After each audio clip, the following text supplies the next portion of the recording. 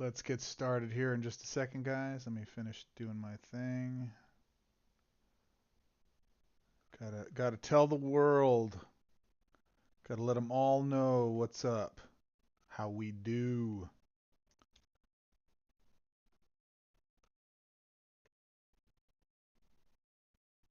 Got audio.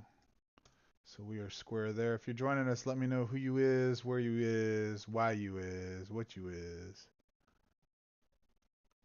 Alright, so that's good. Let me go ahead and stop that.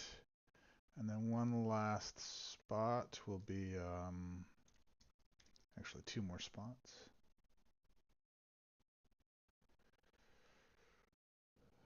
Create.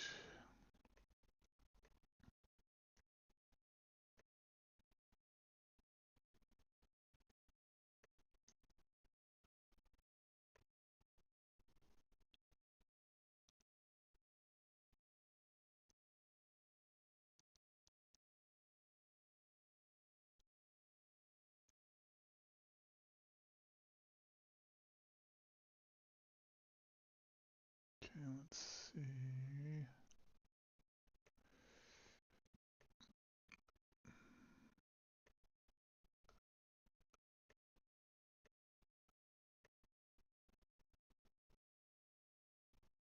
Okay, looks good. Right. I need to have a way of playing music on here whilst you guys are waiting. Um, let's see here. I think we're good. All right, so we should see. If I go live here, what is up, my nerds? What's up, nerds? Goz Master here with another Magic the Gathering puzzle quest. Today's quest, a few different things. We're going to go over the Aetherdrift meta. I'm going to talk about a few of the cards and decks that I actually think are pretty maybe slept on. A couple of different decks I'm playing with right now that I think are a lot of fun. I think you guys might enjoy playing with as well. Gonna kind of be a fun cast, not really over the top seriousness. Top 5 sleeper cards I think that you might be sleeping on. And we'll cover that and go over some of the fun and functional cards I think they're doing well in the meta. We're going to talk about Ocelot Pride. I haven't even played it yet, so I'm going to need your guys' help. Tag me inside the Discord to let me know what is your broken Ocelot Pride deck. I'm going to go give it a spin and see what I think of it and see how we can break it and do ugly, evil, nasty things. I'm going to try to find a PvE event to play it, though. I don't want to play it against other players, or at least not against players where it matters, maybe in an event or something like that. And then just my random Goz musings, things of that nature. You know how I roll. Like a looter in a riot. That's how I roll. All right, let me turn my music down here a bit. Right, actually, we're gonna keep that going because that was pretty sassy. I like that background music for myself. You guys can't hear it, I'm sure, because I'm not streaming it, but there we go. All right, but before we get into all of that, let's give a quick roll call. I see Sergio. What's up, Maynard? I see you, bro. Let's roll. Your thumbnail, yes. You like that? Oh, the answer to the question is yes. This song is great. This Night by Black Lab. Whisper Drinker, Healer of the Pride. Okay, cool. I will throw those in. This dude. Let's do this. What's up, MTGPQ? Guys, put like and subscribe. Please like and subscribe. Get into the Discord if you aren't already. There's a link in the description below. All of the cool players in the game, most of the cool players in the game, 95% of the cool players in the game, the big leaders, are in our server. So if you have questions and need assistance, all of the content creators are in there. It's probably, I think, the busiest content. What's the word I'm looking for? The busiest server, the most active server in the game. So if you're not already in there, my dude, you are missing out. Like Ironhead Brew right here, my coalition mate. What's up, brother? He's inside of there, and Maynard's in there, and everybody's in there, and they're offering all kinds of free advice. You should definitely get in there and check it out and enjoy. But before we get into any of that, I'm missing a quick update on my collection of Aetherdrift. I'm missing 40 cards. I think I'm missing 40 cards total from the set. And with the VIP packs and everything else you're getting, I think I'm missing. I'll get a total of 37 cards plus a non-dupe pack that I acquired. So it's 37 non-dupe cards I'm going to get. So I'm going to go ahead and open my packs now. Just because just because I want nice things. There's a few cards that I'm still chasing inside of this set. So let's go open them together. What is my approach here? What are we going to do? First off, what you should do, and you scroll all the way to the bottom, is you should go down and collect any free boosters. I've already opened my free boosters. I actually got like 2 cards out of this already in commons and uncommons. I think I'm missing a total of 8 commons and uncommons, something like that. So don't be shocked if one of these packs is all commons and uncommons, which I would be pretty hurt over. Hopefully they have some rares mixed in there. All right, let's scroll all the way back up to the top. All right, let's see what we got here. This is DFT. See here. So I'm gonna go ahead and open up my non-dupe rares. Yeah, let's just do the non-dupe rares here first. See if we get one of these. This is Alexi. What's up, Alexi? From Ocean, bro. What's up, man? Didn't realize that was you. Good to see you, brother. All right, so first things first is Waxen Shape Thief. Cycling, cool. Gets +1. Destroy this creature. Whatever.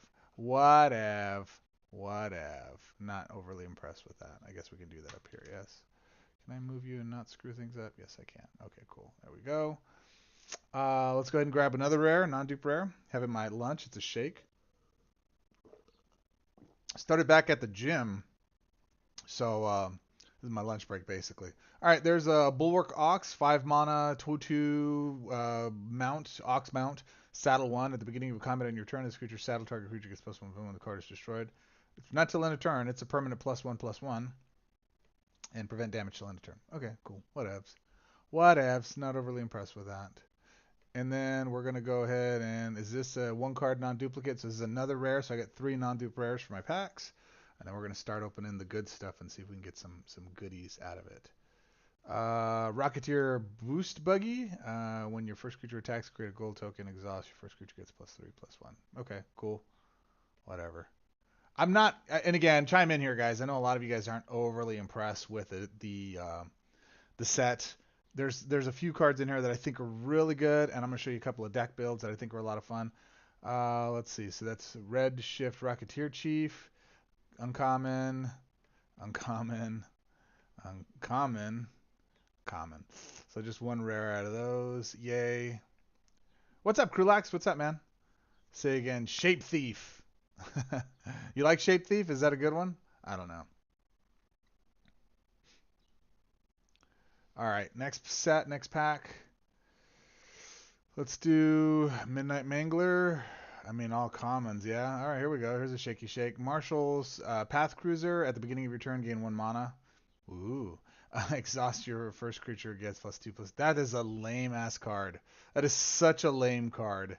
Crew 3, so if you're attacking or if you cast something, whatever. It's just a lame card. What a lame-ass card. District Mascot.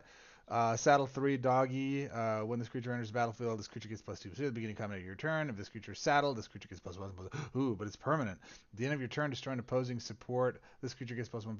The support destruction is good, but if it's Aegis and the creature's locked down, what good does it do you? I mean, lame. Whatever. Okay, cool. I mean, what a terrible card this is. What a terrible card that is. My goodness. Come on, Webcore. You got better than that, my friends. You got better than that. All right, let's hopefully start getting into some mythics and rares here. The set is not the best, but there are some good cards. I will show them to you here soon. Shaky Shake. This is one that I'm interested in playing with. So, Monument to Endurance, 17 mana. When you discard a card, create a gold token. Then you draw a card and your opponent loses 3 life. When you draw a card, this support loses 1 life. So this becomes an alternate to Suppression Repurposing Bay. My Bay. I love that. I love that card. I think this one's better because it's got 8 shield. The support loses 1 shield. But this and some loops, I might be able to get this out and do some shenanigans. So I'm eager to play with this. We'll go try to break that. Uncommon. All right, another Shaky Shake. Sky Serpent Seeker, 8 mana, Death Touch Flying, 1/1. So this will work with Aether or Arc Priest of the whatever. Exhaust, pick 2 of the first 4 land cards from your library, fetch those cards, then destroy the others, and this creature gets +2/+2. That's a weak ass card, man. That's a weak rare. Lifecraft Engine, 12 mana, Artifact Vehicle, Crew 2. At the beginning of your turn, your first creature gets +3/+3 until end of turn. At the end of your turn, vehicle supports you control, gain 1 shield. Okay. River Pyre Verge is one of the lands. The lands suck in this set. 10 mana. At the beginning of your turn, convert 2 gems to red. Then if you control a vehicle, which all suck for the most part, you get to convert 2 to blue. Give me 2 more to the same color, right? Like this is just such a poorly designed card. Like, ugh, that's bad. But this card, I think this card's got potential. I think this card might be one of the sleepers in the set, guys. I think this might be one of the sleepers. We'll go test it out. We'll see what we got. All right, we got 15 more cards to get here. Let's see what we get.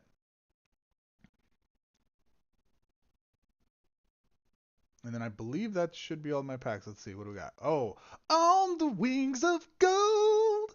Boom, bap, boom, bap, bap. 12 mana support. Sorry, I apologize. I should not do that out loud. But every time I see this stupid card is on the wings of love. On the enchantment force shield, 12 mana, white. At the beginning of your turn, your creature tokens get +1/+1 for each of the reinforcements. So, okay, natural Pajani throw in. Then if you control a zombie creature, Temet. Zombie creatures you control gain flying until the beginning of your next turn. Why? Just give it permanent. When a card leaves your graveyard, create a white zombie.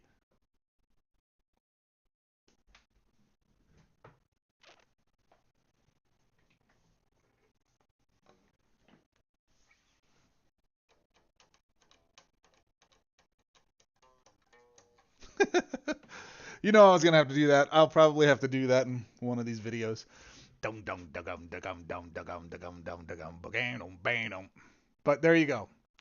As cool as I like the fact that there's mentioning white zombie, I'd rather it was just a regular zombie so it doesn't interfere with the rest of my zombie play, because then it's an additional token I have to account for on the board, which means I have less space for creatures in my deck. It's like, come on, developers, Webcore, everybody. You got to know we only have 3 creature slots. You got to do something that allows us leadership more often, or allows us to do things with these cards that doesn't interfere with those creatures on board. Gives us an alternate. We can either create the white zombie token or give a buff to, or a zombie subtype to, or something like that allows us to do something else more creative with the 3 creature slots we got. You get 3 creature slots and that's it. This is not good enough. This is not good enough. It's got to be better, man. It's got to be better, right? So I like the card. I think it's got functionality. Is there enough room in decks for us to actually play with them? I don't know. Possession Engine. This is one I've wanted. Maynard talks about this one all the time. 15 mana, support card, artifact, vehicle, crew 3. When this support enters the board, gain control of target opposing creature. Then disable that card until the beginning of your next turn. At the beginning of your turn, disable that card until the beginning of your next turn. Then gain X mana. X is the power of the first disabled creature. So this is it's blue. So this is nice to be able to throw in. What's up, RUR? This is nice to throw in with anything Gitrog, the Ravenous Ride. Because you can take their creature. If you don't have Ravenous Ride on board yet, it's allow you to gain mana based on the creature's power of the disabled creature, of your first disabled creature. You can disable your other creatures if you got Galt out there and you disable that. What's up, Hunter? What's up, Hunty? Then you could do that. I think there's a lot of potential here for this to be a very utility card. This is one I've been chasing. I haven't had, so here we go. We got it now. Thanks. Windfall.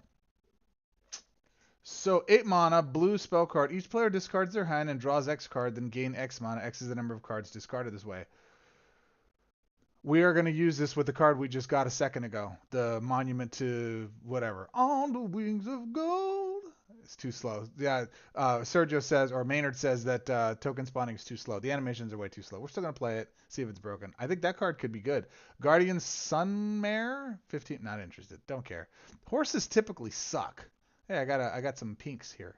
Horses typically suck in MTG PQ, which is kind of lame. There's one, the flying one, that gives you the Pegasus, that gives you angels. That one's good because it's got first strike and it helps you achieve both the summon flying as well as first strike creature objectives, but it is what it is.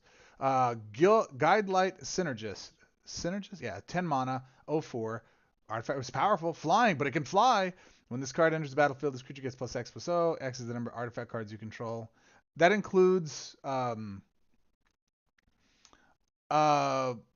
it's a nice day for a white zombie.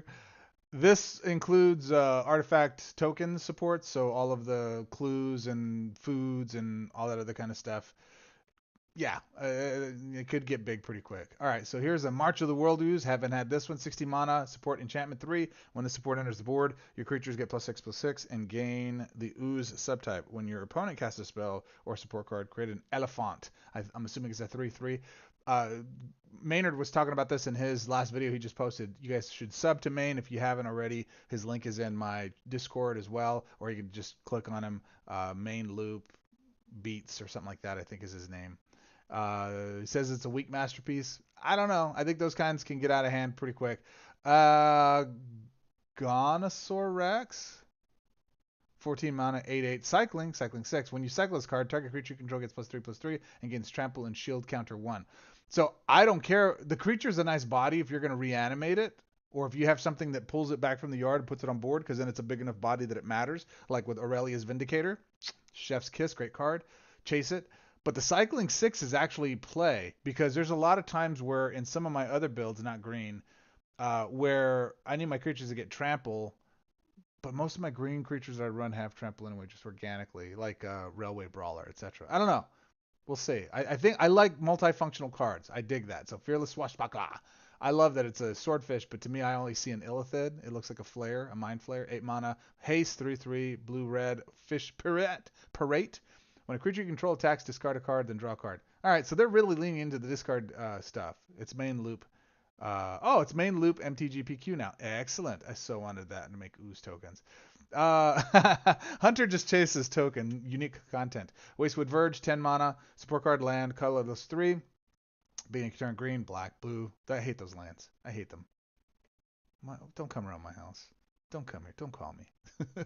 All right. Last one, I believe. Let's hopefully get some mythics and masterpieces, and then we're going to go spend a couple of pinks because I have 2,700 pinks I can go get some stuff with. Let's see. So here we go. Mendicant Core Guidelight. That's a big name. 10 mana, boost, legendary, 1/3 artifact robot. When this creature enters the battlefield, it gets +1 for each artifact you control, including the reinforcements. Okay, that's significant because it stacks on top of itself, right? Boost 6. When you cast an artifact card, if it doesn't have the knowledge emblem, you may drain 6 mana from your hand. If you do, create a copy of that card in your hand. That card gains the knowledge. I wish there was a way to eliminate the knowledge emblem outside of destroying your creature, and then even exiling it and bringing it back doesn't bring it back with all the 3 reinforcements. Not everything does that. That's what you need to have it do in order for it to be functional. But there's got to be some way in the future where they get rid of the knowledge emblem. There it is. Territorial Aetherkai is one of my chase cards. 13 mana, creature, cat, dragon. Meow. 6/5. Flying, haste, boost, 2. When this creature enters the battlefield, it gets +X/+0 until end of turn. X is the number of creatures and creature reinforcements you control up to 25. And it only costs 13. That's the thing I think a lot of people don't recognize, is that this could be your finisher in a loop deck with like Satoru and Judith, or some type of... Actually, just Satoru and... I'll show you.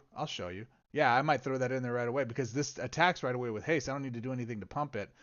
Boost 2, it deals damage equal to its power to opponent's planeswalker and the first opposing creature. When it enters battlefield, yes? Oh, yeah, that's going... I know exactly where that's going. We're going to go play that here in a second. Mindspring Merfolk. At the beginning of your turn, draw a card. Exhaust. Those Merfolk creatures get +4/+4. Whatever. This is another one I've wanted. 15 mana for Vinwixt, Verbose Host, the hostess with the mostest, a homunculus. He's a hunk of a homunculus. 0/4. When you draw a card during your turn, create a racer pilot token, boost 5. At the beginning of your turn, draw a card, then your creature cards gain 5 mana. Yeah, I like that. I like that a lot. I can't wait to play with that. This is one of the ones that I'm chasing. I got to go experiment with it and brew. Far Fortune End Boss. Whatever. It's a lot of stuff. It's a lot of text. I got what I was looking for there. I think I'm missing one more card that I'm chasing. Oh yeah.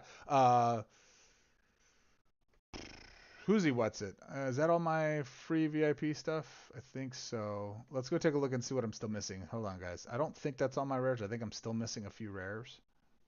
But I should be only missing like 3 cards. Or I might be missing 8 because I get another booster pack next Tuesday. That's what it is. Right here. Let's take a quick gander. Let's take a look-see.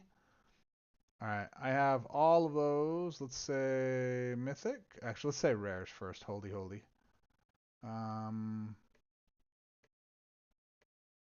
right. I got all the rares. All the rares acquired, of course. Mythics, I'm missing Sab Sanera, of course. That's going to be the last card I pull, and Bloodghast. Those are the 2 cards I'm missing that I know I should have.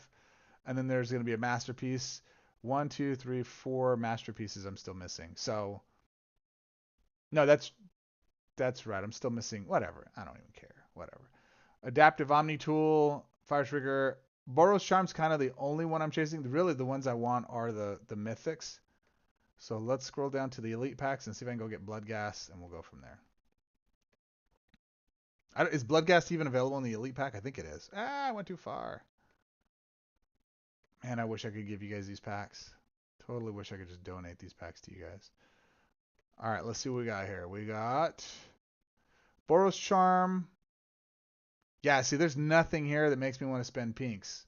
I'm not interested in Pia Nalar. Boros Charm's kind of cool, but I don't see it weighing into what I want to. So yeah, I'm going to wait till next week, and I'll go pick up the other last two that I'm looking for pinks. So there you go. All right, let me catch up on comments here. On the Wings of Gold is really good, but spawning is too slow. My gosh, MPs. Weak MP looks mad as hell, yada yada. Extravagant Replicant should get rid of the Knowledge Emblem in theory. Okay, worth testing. Wow, those cards all suck so much, it's kind of funny. Yeah, except for when you're investing cash for them. If you don't cast it out, it does not gain boost. Hunka Burning Love. I hear what you're saying there. Well done. The Cat Dragon is borderline playable, which is better than the rest of the set. Wasn't there an Elvis card in one of the unsets? I don't know. Cat Dragon. Bloodghast is a lot of fun. Okay, so I will have to go and look at that. Okay, I'm very curious to play with Monument to Endurement. All right, so that is that. Let's get into, is there anything worthwhile? Let's talk about, yeah, I was going to talk about Aetherspark. I shot the video. I haven't edited yet for the Aetherspark bundle. I will probably leave that for that video. I'll edit that after this. And let's get into some events, shall we? All right, next. Let's talk about 5 sleeper cards that I think are a lot of fun right now. And let me show you the builds that I have them running in right currently. So we're going to go start this.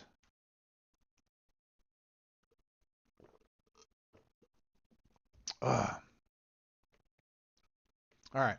So first things first, my boy Maynard T. Loop featured, I think probably my favorite card in the set is Temet.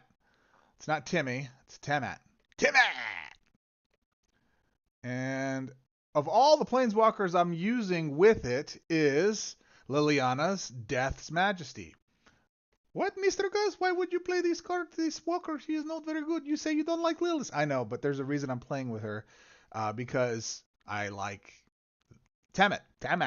Noctimum's Will, 12 mana. I don't know how much of a sleeper this is if you watched Maynard's hour-long video. Hey, side note, if I get long videos and you guys want to get through the content, I would really appreciate it. Put it on double time. I'm watching like a couple of different animes right now on YouTube where I'm just watching them on double time and I get through the anime because there's a lot of and like just I want to see the story, just get to it. And cool spots like where they're fighting and stuff, I'll slow it down and just watch it at live time. But double time it. We'll watch the content, just consume it. It's good. But when your first creature attacks, draw a card, then gain 7 mana. When you draw a card, reinforce all zombie creatures you control. That last bit is what I love. Super cheap, 3-color walker, so it's very flexible. You can run it in just about any build. But here's the kicker. I tried playing with this in just regular builds, and the key with that is that it wasn't enough. There's not enough zombies in standard that are functional. Now, Legacy is broken. This card is busted good in Legacy with solid zombies. Go look at your zombie collection, and then look at whatever you're doing that draws cards, and then just double it every time you draw a card with this creature's power, or add, reinforce them every single turn. It's amazing. It's a great, great card for that alone. This is a legacy impacting card immediately, right? However, in standard, there's not a lot of really good zombies. So here's a look at the build. Temet, Mystical Teachings, Breach the Multiverse, Tribute to Hunger, Akroma's Memorial, which doesn't often play, Ripples of Undeath, Demolition Field, Lively Dirge. This is a good one because destroy that. If you're sleeping on this card, this is probably one of those most utility reanimator cards in a reanimator build that I just love, especially if you're keeping your creature low to the ground like Satoru or something like that. The only thing, it's only spree 2, but that can get tricky. Destroy the top 2 creature cards from your library. Period, which is great. Then return the first creature that costs 12 or less from your graveyard to the battlefield. Both the creatures that are in this build or cost 12 or less. So it's a reanimator spell if you make 2 matches to get that creature to hit the board. And the creature that's in here is Ketramos, the New Dawn. Whenever you exile a creature from your hand, if those are 7 or less loyalty gems on the board, you draw a card and lose 1 life. This effect can trigger up to 3 times. I don't really care about that. I care that it's a prevent damage, lifelink, 5/5, 12 mana. It just doesn't have flying. Okay, we'll go fix that. And then another good utility card. There's another card you guys may be sleeping on. This card is really good. Aetheric Amplifier, 7 mana. I know it's another masterpiece. Like, oh, guys, all the good cards are in masterpiece level. I know. There's some others. We'll talk about them here in a second. But at the beginning of your turn, convert 3 gems to one of the most colors, or to one of the colors of the greatest mana bonuses. So whatever your greatest mana bonus is, there you go. Boost 3, at the beginning of combat on your turn, your first creature gets +X. X is the number of creatures and creature reinforcements you control up to 15. This is a solid little card, man. It's a solid little card. There's a look at the deck. Click, click. And why are we running this inside of Liliana, Death's Majesty? Because of her first ability. It's the only thing we care about. Anoint. Destroy target creature you control, then return that last creature from your graveyard to the battlefield under your control. That creature gains +3/+3 and gains the zombie subtype. So, Temat does the thing. Temat! We're going to go up against Rod 6977. All right. And we'll catch up on some comments here. Show us the Frog God in action. I don't have the Frog God. I didn't pull it. I'm still missing it. Lively Dirge Pones for little creatures. It does. It's very, very powerful. Temat! You don't even need other zombies. Just draws enough. Yeah, but it doesn't feel all the synergy that I want in it because of it. But let's demonstrate that. Let's just get Temat out and see what happens. Let's go here, question mark? Yeah, there. Boop. There it is. There's Temet. Boom. First turn. And then we've got Ketramos. How much do we catch? We Ketramos. Now, I'm not going to use my first ability because I don't need to. My man. Let's go here. Boop, boop.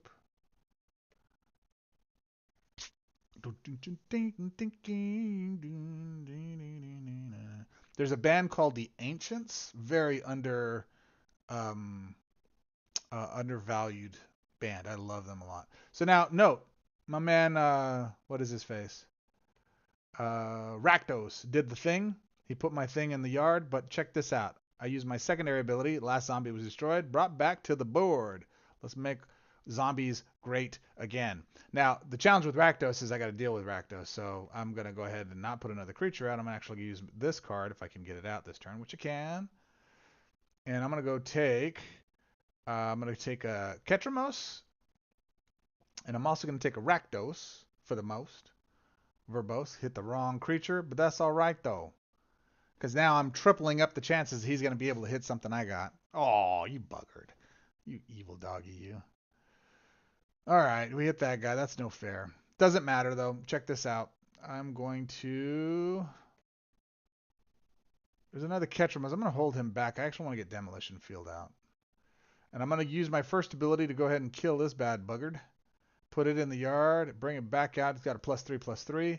No haste, though, so it's actually going to die again. But it's got the zombie subtype, and it should carry into the yard, I believe. I'm not sure, though. I might lose this just because I don't have enough removal in this build. Because it's not designed to be a functional... Well, it is. It has some stuff. Let's see what I got. But I'm in top deck mode right now. There it is. Breach is what I needed. Another breach. Okay. Let's go... What am I, black? What is this, a blip that I can't have money in my pocket and people not talking bad about me? I got this person talking, I got that person talking. Look, it's my prerogative. I'm going to do what I want to do. All right, there's Lively Dirge. We're going to not that here. I'm going to go black. Doop. Is that enough? I got it. Okay, cool. So we're going to grab another. Grab Rakdos just to be safe, just because I need to grab it. And I'm glad I did, because then I wouldn't have a Rakdos from them. So let's go ahead and let's take a Bone Miser, because we're going to do some yard play. Till their deal. Cool. And that's how I deal with Rakdos. If they've got Rakdos, I just put stuff in my yard. It doesn't do that, does it? And now my Rakdos is going to kill their... It's just Rakdos on Rakdos violence. This is the card that matters for the next bit. Let me do this into blue. Do I get it out? I did. Okay, cool. So now I have all my things. Draw the card, gain the stuff, destroy their thing. And now his first ability. This is why Bolas 1 is so good, because his first ability can just destroy stuff on a whim, and it's pretty brutal. It's pretty brutal. So if he gets another Rakdos out, which should not be the case, I should be a little safe, but we'll see. All right, so let's go ahead and let's test this. Does this bring back another zombie? Nope, it just brings my guy back. Should have brought back their dude, but whatever. Mystical Teachings is going to be next. And let's say this isn't really demonstrating the dominance of the build. It's just functionally kind of limping through dealing with a Rakdos build, but it's fine. We're going to use our Mystical Teachings. We're going to go grab a Tribute to Hunger. We're going to kill their non-targetable creature. There's so much non-targeted death in the game right now. It's so good. And let's go... Let's go here. It's probably a better swap somewhere I didn't see. And there it is. The only challenge I have with Temet is he doesn't have lifelink, so you want to do something that gives him lifelink at some point. But in the meantime, he's still pretty strong. Look at that. Just wrecking my board. Jerkwad. Look at that. Brutal. Brutal. Who is this bringing a good deck to my fun play? How dare you, sir? All right, let's leave that. Let's go here. What do we got? We haven't gotten any matches yet, so let's go there. Boo. All right. Now, because my guy's got Menace, he can block their guy with Menace. Is that how that works? Nope. I guess I gotta have two creatures or an artifact creature, something that's not scared. All right, and I think that's game. We've come back just with the power of him. Yeah, that's game. So let's go. Let's try another one. Just there he is, Bone Miser. What's up, bro? Let's go there, blue. No, I'm not going to target you because we don't need to. We're going to go there. We're going to go into Breach. And we're going to get a Tremos. I guess we'll take another Bone Miser because we already have one on board. Forces them to discard, draw the card, and that's game. Right? Let me do one more with her and show a little bit more of a viable strategy. I need to... The removal I do have in there is Tribute to Hunger, which is okay. And if you have... Really what I should have done... So when I'm playing these decks, what has to happen is I have to play them a little bit. And then I'm like, oh, this is the pattern I need to demonstrate with the deck. So in other words... I don't even know what the name... There was one I just watched on YouTube that was about this guy that gets ported into a game, and he's from the human world, but he's OP and he has his avatars. Like, there's a couple of them that are that way. That's like a big thing in Japan, at least at the time of these ones, which I find very interesting. Oh, let's go up against one of the most OP walkers in the game, see how we hold up. And it's basically he's this giant knight with like these super OP powers. It's stuff like One Punch Man. I love One Punch Man. The first season of One Punch Man is probably one of the all-time best animes in my opinion. I love that show. The second season was kind of weak, but man, was it such a great show, and I still love watching it. It's just great. But I'm trying to think of what else there is. Like a lot of the traditional ones like Naruto and even Dragon Ball Z, I don't really enjoy very much. I like the fighting battle scenes. It's just they take so long. They're like 2 episodes to have a fight, and it's too long. Or 4 episodes to have a fight. Okay, so she can't return creatures that are given the thing. That's lame. If you're gonna give a creature the zombie subtype, it should survive going to the yard, in my opinion. But what it is. Let's go there. Let's get Temet out. And let's start the shenanigans, shall we? Are you gonna manifest some dread? How dare you? Let's put that in the yard. And if you have a creature that is kind of weak, Look at this. You guys like mystical teachings? How about that, Shuffler? Take that. Whatever. Then let's see what I got here. Sorry, I've said this in the last stream. I edit out so much of my swap thinking for you guys, so it's not so boring. I'm gonna go here actually, so I can get that blue drop potentially, but no go. Um, you guys have no idea. It takes a lot of editing. Like that takes the most. Recording the thing takes maybe 30, 40 minutes to do, and then it takes me hours to edit a video, so it's consumable and not boring as hell, in my opinion. So it's a reason why I don't kick out more content for you guys, because it just takes so long to edit. All right, there's Aether. Do we even see one of these in the last match? We did not even see one of these, did we? That's insane. All right, let's go there. Boop. All right. Let's get some advantage here, my friends. Some advantage. There we go. Breach. Let's go Mystical Teachings. Let's go Lively Dirge. We have 3, so we can bring a creature back from the yard. Let's take a Ketramos with the most. What do we want from them? Ooh, I like that one. Let's take the big greenie. Mystical Teachings, draw. I wouldn't mind making that a zombie. Let's make that a zombie. Let's see how big we can get that bad boy. Aw, why are you taking my stuff for? Don't do that. You're Grist. You don't need to take my stuff. What are you doing? That's rude. So rude. Anyways, let's go ahead and turn this guy into a zombie. I like that. That's fun. It's good times. All right, let's go get another. Gotta get another Temet. Let's go here, I suppose. All right, we're gonna grab a breach. We're gonna do another mystical teachings. We're gonna do. Let's do a lively. No, let's kill the Temet. I don't need them drawing and doing all their stuff and having that big old body over there. Let's take my own Temet. Let's take another Pride of the Whole Clyde, whatever it is. Let's get rid of that bad boy. Let's gain some mana, get some haste. There we go. This is a little bit more of a dominant demonstration of what this thing should do. And then when it draws, this thing should get bigger too. Boop. See, bigger, reinforced, smash, hammer smash face. That's the way this deck plays normally. Even when it's a grindy bit, it's still functional. But God, Grist second is so belligerent. Blue Eye Samurai is outstanding. I actually almost watched that. That was one of the ones I almost watched. There was one that they had that was out there. Is it on Netflix or anyplace else? Netflix only lets you 1.5 speed it up, and I like to watch them on 2x speed for the most part because some of them are pretty slow, man. All right, let's take Ketramos out of the equation. Now, the reason I like Ketramos in this spot versus some other options that are available to me, once I make him a zombie and then my Akrama's Blessings or whatever it is, Monument, gives him flying, he's literally an impenetrable wall. Even if they have trample, he's still able to gain the life, so it counterbalances whatever they've got. But I dig it. I think it's a fun card. I think it does really well.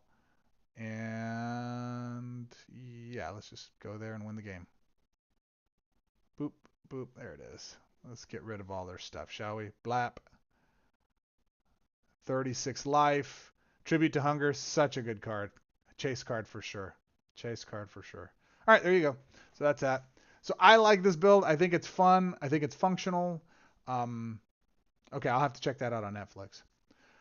I think this build has potential. And again, if we get some zombies, there's a couple of different cards you can use to turn them into zombies. One of the new supports is like something wrappings or deathcore wrappings or something like that. I'll look it up here. That works with this. The challenge with it is it's a turn too slow and it's a hit or miss based on the creatures that come back from your yard to your hand. So I don't think it's the most functional way of doing it. I prefer Liliana in this case to do it because it's a guaranteed. I shoot you, you come back as a zombie, grow. The other one, I'll get my creatures that are already zombies back on the board, and that's not what I'm looking for. You know what I mean? So let me show you those cards real quick. Let's see, card pool, blap here, support, zombie. Okay, apply. It is Curse Cloth Wrappings. At the beginning of your turn, your zombie creature get +1/+1, whatever. At the end of your that should be for each of the reinforcements. That would make it more significant. At the end of your turn, return a random creature card from your graveyard. That's that thing, the random card. It should be return the first non-zombie creature from your graveyard to your hand, and it gains lifelink and the zombie subtype. Then, chef's kiss.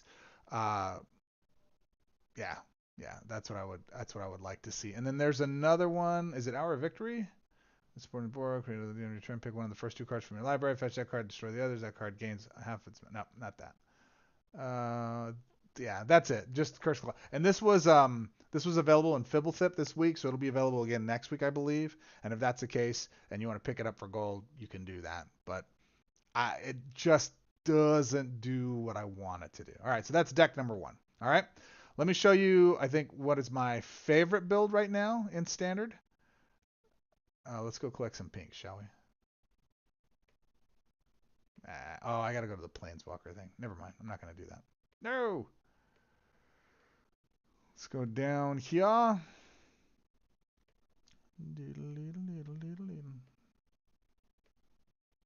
Come on, let's go all the way down. Let's go down to my boy Raw. You know I love Raw. Do I have it in here? Did I build it? Is this it? Yes. Okay.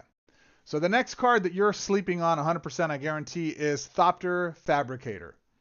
I love this card. I love this card. Thopter Fabricator, support card, artifact vehicle, blue, 3, shield, 10 mana, flying. Guys, Webcore fixed it. The one thing we've been missing, we never knew we needed, was a support that has the wings that can fly. A flying support. Well done, Webcore. Well done. Support card, artifact vehicle, crew 2. When you draw a card, create a Thopter token. That's all we really care about. Satoru and this together creates all kinds of different synergies. Now, Wheel of Potential is great. It's a PM2 card. It is a chase card, in my opinion, because it works really well with Tune the Narrative, which is also another one that's focused on energy. I call this pure energy, but it is not pure energy. Ill-Timed Explosion, Lock and Load, Brass Tunnel Grinder, Full Throttle. A lot of the stuff is just discard and do damage. That is a look at the deck. Click, click, lock and load. Yeah, let's just go. I love playing this deck. So much fun. Did I do that? I didn't do that. It's for kids with some things good for grown-ups.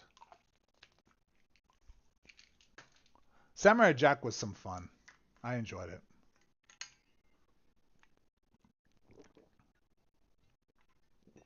All right, so we're just gonna go right into Mystical Teachings.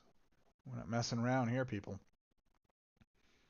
Let's go with, what are we, red and blue, red and blue, red and blue. All right, so let's go there. Not enough. It took my match. Look at that. I don't.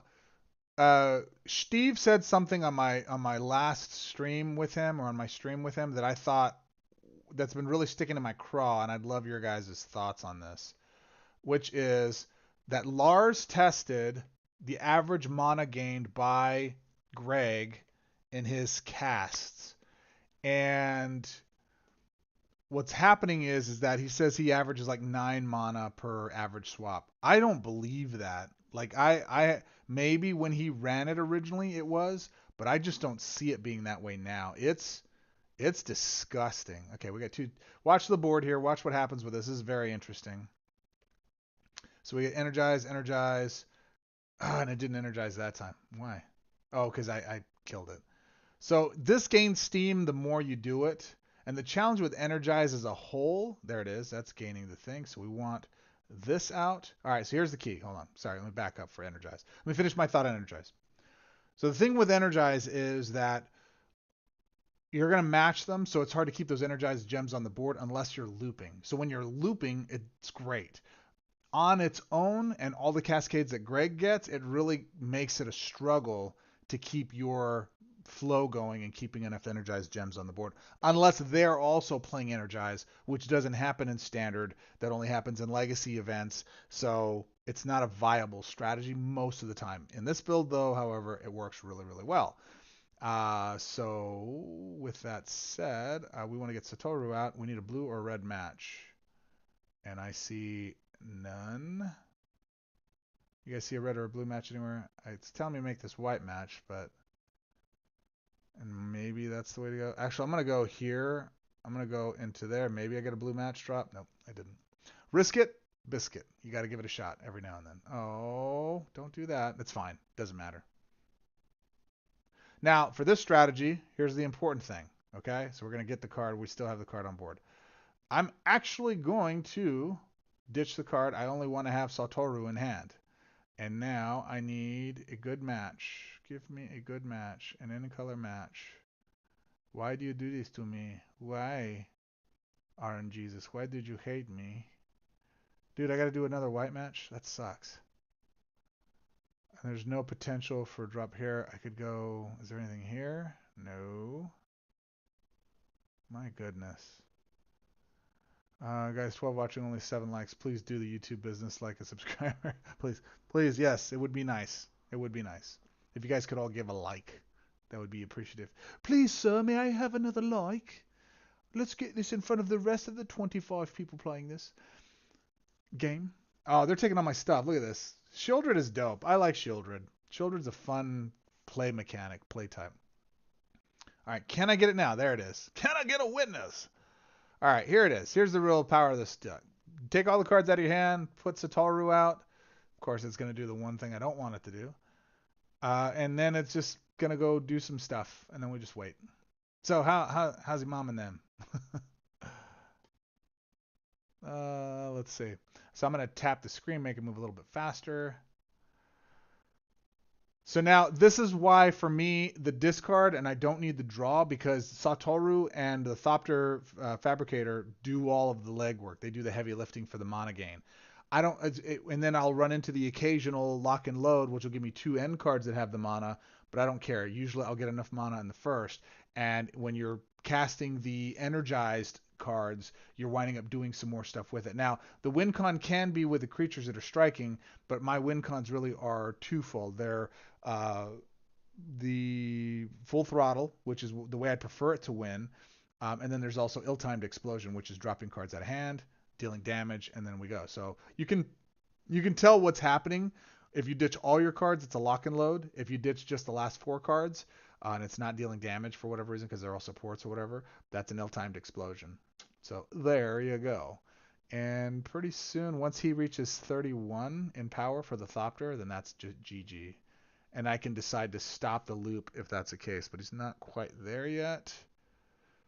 27. Nah, we're gonna have to go with spells because I don't want to give him another turn just in case she goes off. See, I just dropped all this. Oh no, and the other thing that discards is the Wheel of Potential, because it's discarding cards without mana. So if none of the mana cards are ditching, then that's what that is. So all of those ditch cards and draw. Now, I'm curious to add a card in here, and I want to see how the Aetherdrift Spark Dragon thing does in here. So I'm going to add that card as well. But I got to take something out. I'm not sure what I'm going to take out. Maybe the Brass Tunnel Grinder. It's another one that discards cards. Let's confirm, and we want to grab a full throttle, and that should be game as long as it doesn't make me ditch my hand. Not now. Oh, and that's another way to stop this loop too. If I use supports, if I destroy my supports with Johans, eventually it'll hit the cards that are making the loop trigger. I'll get the Thopter Fabricator, so then I won't have to worry about it. All right. Boop. Oh, damn it. See, I missed it. That's the thing that pisses me off. There's sometimes I wish that a lock and load would be a permission-based trigger versus just an automatic one. And then there's other builds where I'm like, I don't care. Like, this is the build where I set it up, I set my phone down, and I just go do other stuff while it's doing its thing, because it's not asking me, except for mystical teachings. Yes, stop the loop. GG. There you go. Boom, boom. All right. Haunt the network, guys. 12 watching. Good call, Hunter. Haunt the network in that deck. Let me take a look at that. The other side with this too is like one of my kind of conceptions with this build is like, oh, I gotta build with spells. You don't. It doesn't matter if they're spells or whatever. As long as you're casting, as long as you're drawing, that's the mechanic. If you're drawing something, then it triggers the Thopter creation. All right, so actually let's go do this. Put this here. And you're saying which card? Let me go look. Hold up. Let me take out Brass because that's probably the least play. And you're saying Haunt the Network. All right. 16 mana, spell card, create 2 Thopter tokens, then your opponent loses X life and you gain X life. X the number of artifact cards you control include. You're right. That's really good. Here's why I didn't put this in here is because it doesn't draw a card. No, it does. Actually, it does because of the 2 Thopter tokens. You're right. So that should be in there. Good call, Hunter. Good call. So then what else am I cutting? Am I cutting... Well, if ill-timed is my win con... No, let me do this. There's no Control Z. What did I take out? What was that? Let's do this. Hold up. Come on, man. What you doing? Oh, my game froze. Okay, there. Weird. Edit, we're going to take out that, and then we're going to take out Full Throttle too. All right, so we're going to go with...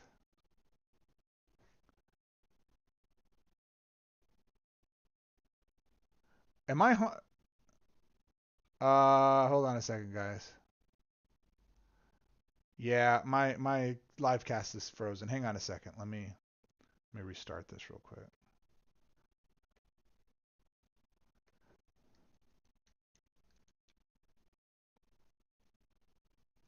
There it is. Okay.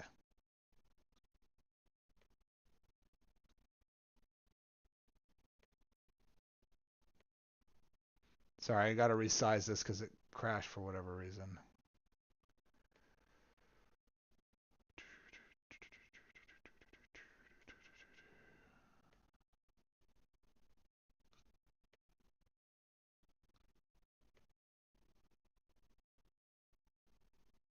Okay. Free on. All right, and then what was the other one? The Aether Bird one.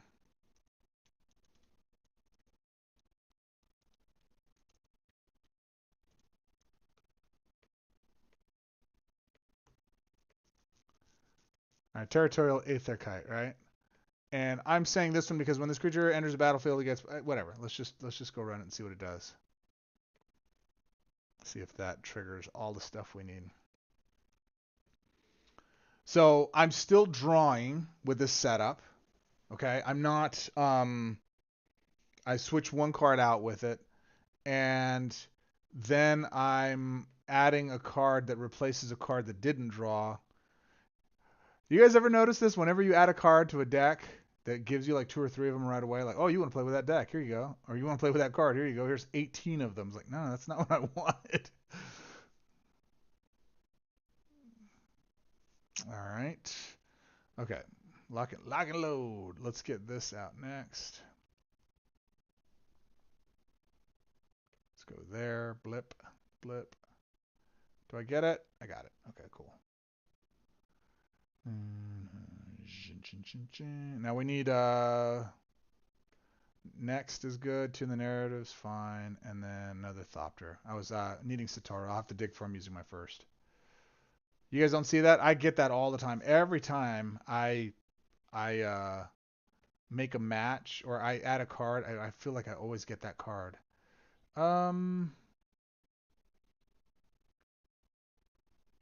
Let's do tune. Did I pull? Oh, there he is. He's Satoru. Okay, so now I can ditch these.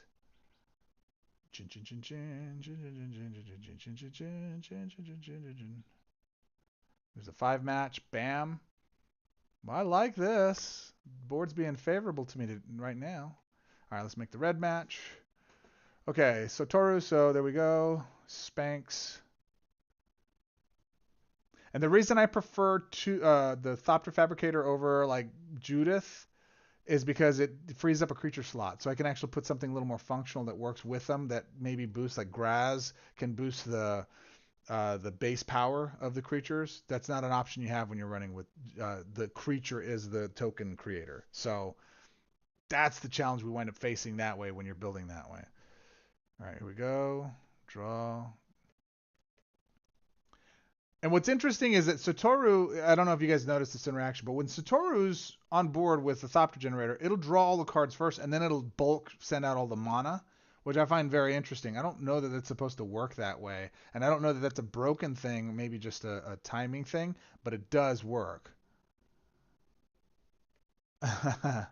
Cancel your edit. Nope. No, not against Grist. Not what against Grist? Let's go lock and load because I want to use the Aether Kite or the Hell Kite or whatever it is as my trigger for winning. He's got haste, but I haven't cast enough of him. There he is. No, another ill-timed Johan.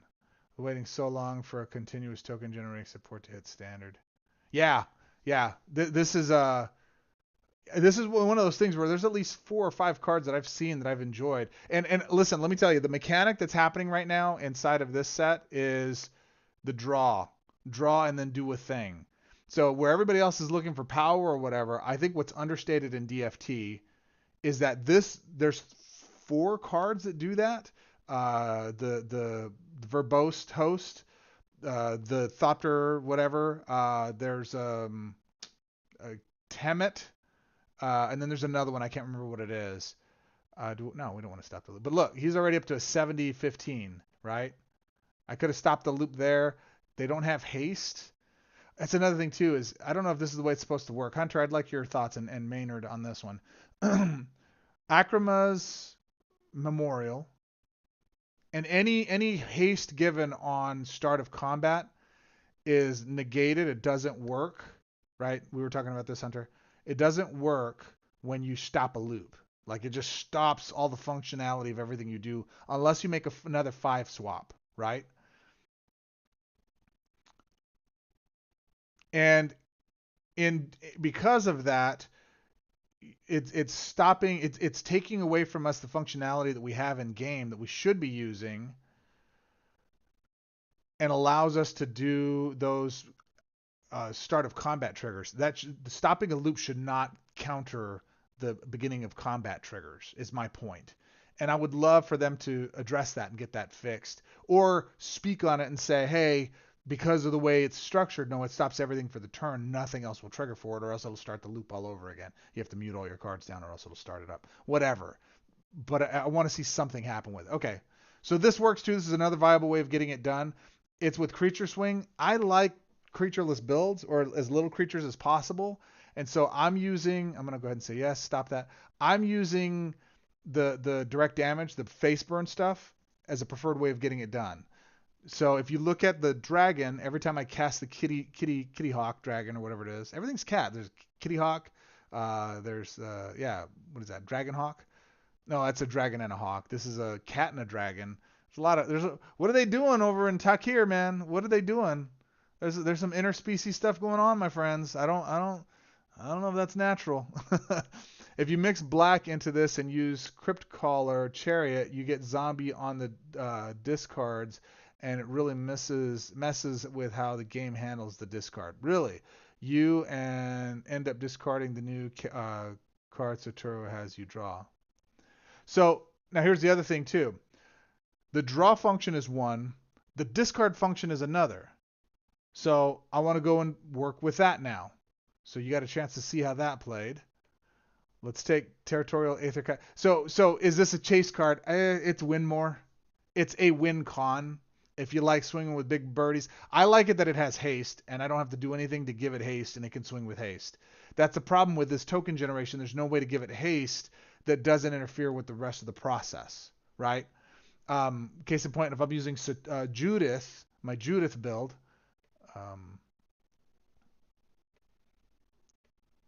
you'll see that Judy, anytime you cast a spell, she creates a creature. Whenever she creates a creature, Satoru gets the draw, or the draw on the mana gain. So I can cast any spell. It doesn't have to be a draw spell. In fact, I prefer they're not draw spells because they clunk up your hand.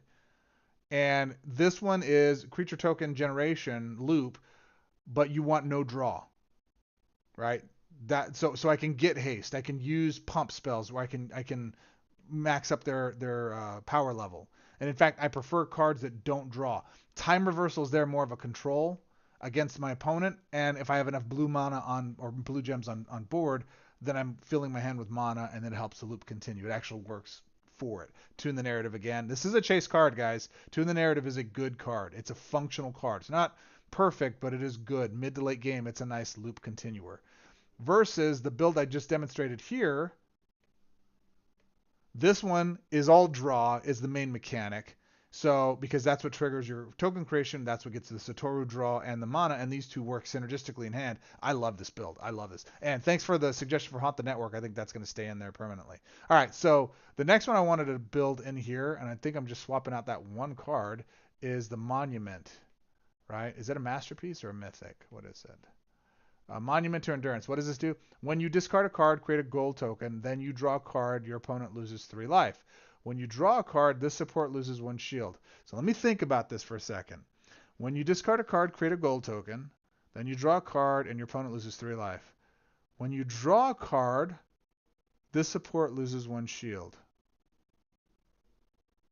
So it's going to destroy itself, but this opens us up to shit. Maybe we're doing something else. Hold on. Ooh, I kind of like that. Well, let's run it. Let's run it as it is. Let's see what this does. Someone wants to see my turn 1 win deck. Yeah, let me do this one and then I'll show you that one. Here's the other thing with this card, Monument. This is the way I brew cards, guys. Sorry, this is the way I build decks. So when you guys are like, "What's Goz doing? Why doesn't he kick out?" I'm just doing this stuff all day with my deck. Like it's all I'm thinking about is how do cards work with each other. That's a good Obnixialist adversary build card. So we're gonna go give that an experimentation here in a minute. If I do that, I'm gonna drop the blue. I'm gonna get the white and the black. Do I care? They're mono blue, so we don't want to give them that match. So let's go ahead and just take this. All right. Was thinking to pair that with Duretti's Creature. I'm not a fan of Duretti. It's not because it's not good. It's just because I haven't spent enough time working with it to figure out if I like it or not. You know what I mean? I think I'll leave that one in your court, my friend. Let's go here. Green and a green. Green's my weakest color, so they get green too. Let's go into. Come on, man. The last match was so generous to in-color matches, and this one doesn't. Maybe I get a blue drop here? Nope. I just give him one. You should stream those brewing sessions more. Well, that's what this is, essentially. I'm kind of brewing right now. If I had time, I would. This is one of those rare days where it's like I'm in between projects. I'm about to take on another massive project in my IRL business, and it just makes it difficult for me to do that stuff because I got to pay bills and stuff, and I gotta you know how we do. Let's do this. Get rid of that. Another synergy with ill-timed explosion and full throttle is it costs 25, so ill-timed gets more damage done that way. I gotta go here. Maybe I get a white drop. No. But that forces him to take a colorless. Yeah, a loyalty match. All right, come on, man. Give me it. There's one. Red. Thank you. And there's no spree in this, so I don't have to do a lot of brewing with it. There's monuments. I'm going to get that out for free. That's cool. All right. So now we get to see what it does. So do this more, but I totally hear you. All right, so there's another monument. I drew a card. What does it do? When you discard a card, create a gold token, then you draw a card, and your opponent loses 3 life. When you draw a card, the support loses 1 shield. All right. Right. Let's go Mystical Teachings. Yeah. Yeah. All right, so red and blue. Good lord, that's a lot of money. Nothing. Right? Like, what am I missing? All right, let me force them into a loyalty take. Yeah. There's white. He'll take the white. Yeah. That was another thing too. Steve said on our meeting, he's like, I can never guess what Greg's gonna do. I'm like, I pretty much guess what he's gonna take all the time. And when he takes a match that doesn't make sense, I expect a cascade. Like that's how I figure out what he's doing. We need the Thopter, so let's go try to dig for that. No Thopter, but I will take a Mysticals. I will throw you up here. Let's go Loyalty into blue. What do you guys do? Do you guys feel you can guess at what Greg's going to do? I'm going to take a Wheel of Potential, actually. All right, I'm going to take another, no, I'm going to take a Lock and Load. Because the first one's going to discard all the cards without mana from hand. Ooh. Oh, it's doing the 3 damage to it. Okay. Okay, player. All right. I see you, buddy. I see what you're into.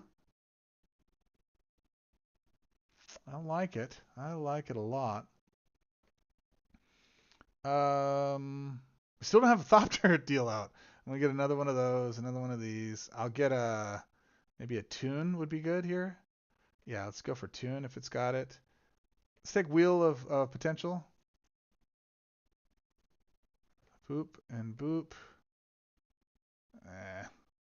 Thopter, come on. I need a kind of need the engine. Let's put the engine on the board, boys. Let's go. I don't want to do that. I got to do Haunt the Network. That'll give me some nothing. That'll give me nothing. I will drop it. For the most part, I can guess the swaps. Yeah. Hang on. What would happen if you have a Repurposing Bay on the board and you play Lock and Load? It discards the bottom card and then it draws you another card. So you keep your top cards with the mana gained in it. I'll demonstrate it here if we have time. And then you just draw a full hand of cards, FYI. You draw like 6 instead of 4, and then the last 2 get full mana. It's so good. I love Repurposing Bay. It's my bay. Actually, sorry guys. I'm talking and not doing this.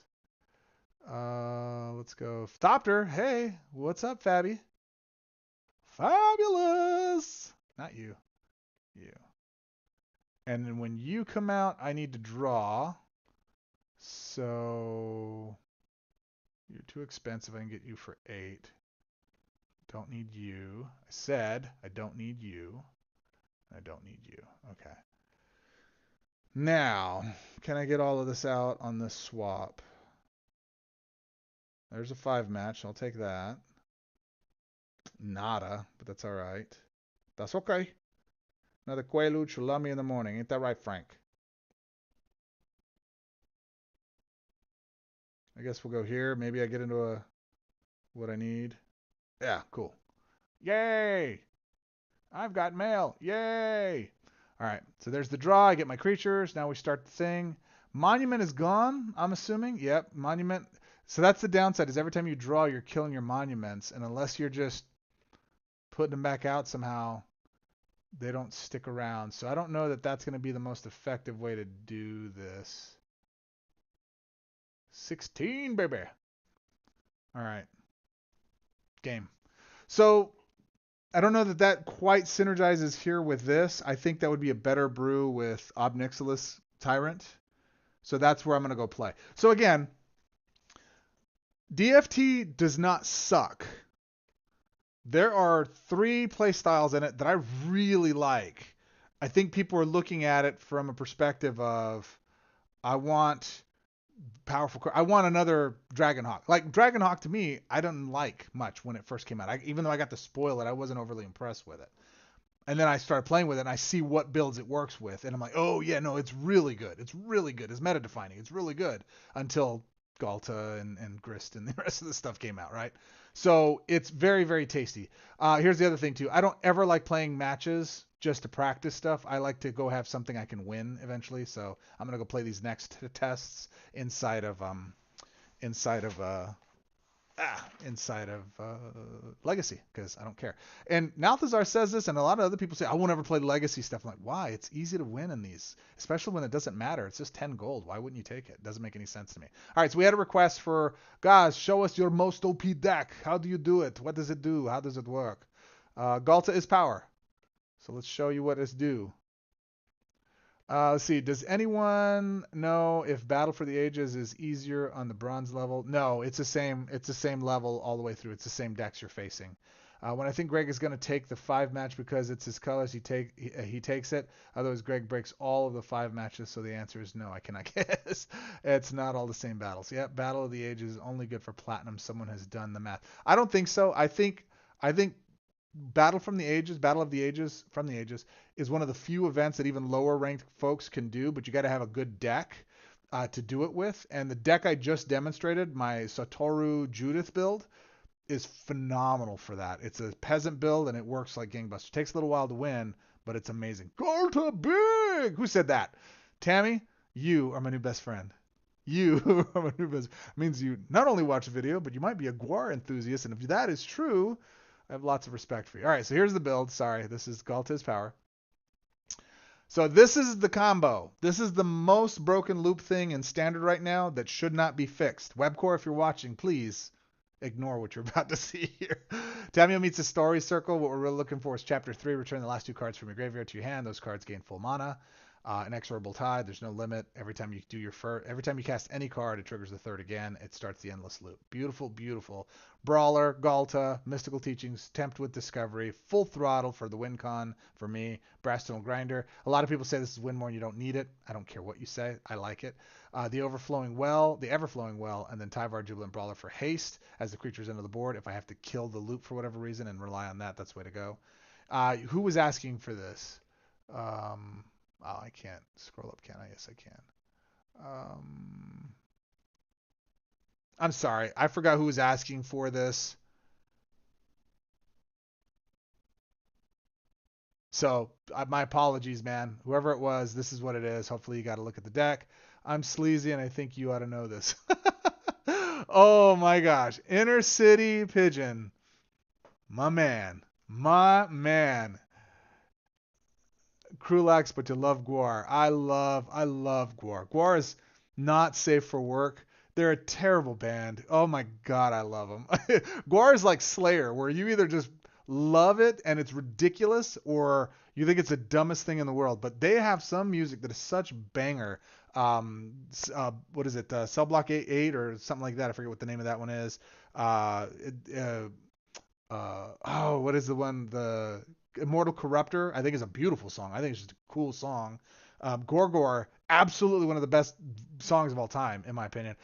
So if you guys don't know Guar, the cover I did of Galta is to the tune of Gorgor by Guar. And then Cracking the Egg and the Morality Squad. Oh my god, that song is so good.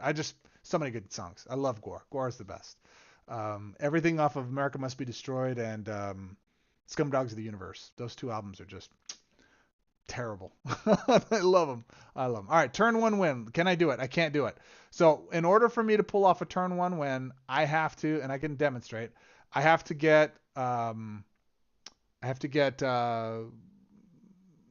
Mystical Teachings in my hand. And then I have to be able to cast it. So I need to be able to get 9 mana in a double drop, right?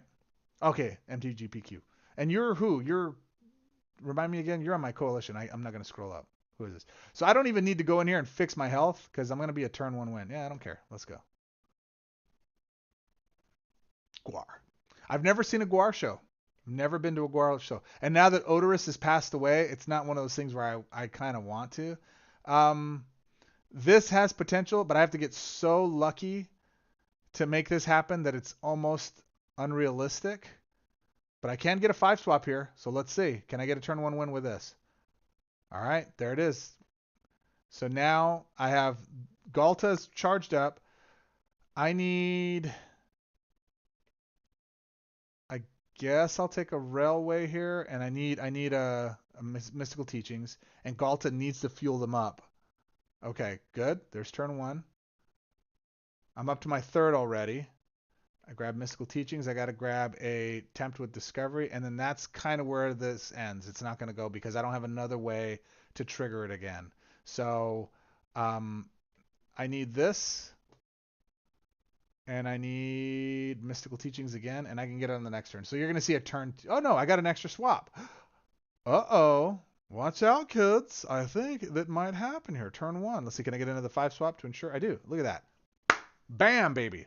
Turn 1. Never doubted myself. Let's frickin' go. We grab another temp. You just always grab temps until you're ready for endgame, and then you grab the other ones.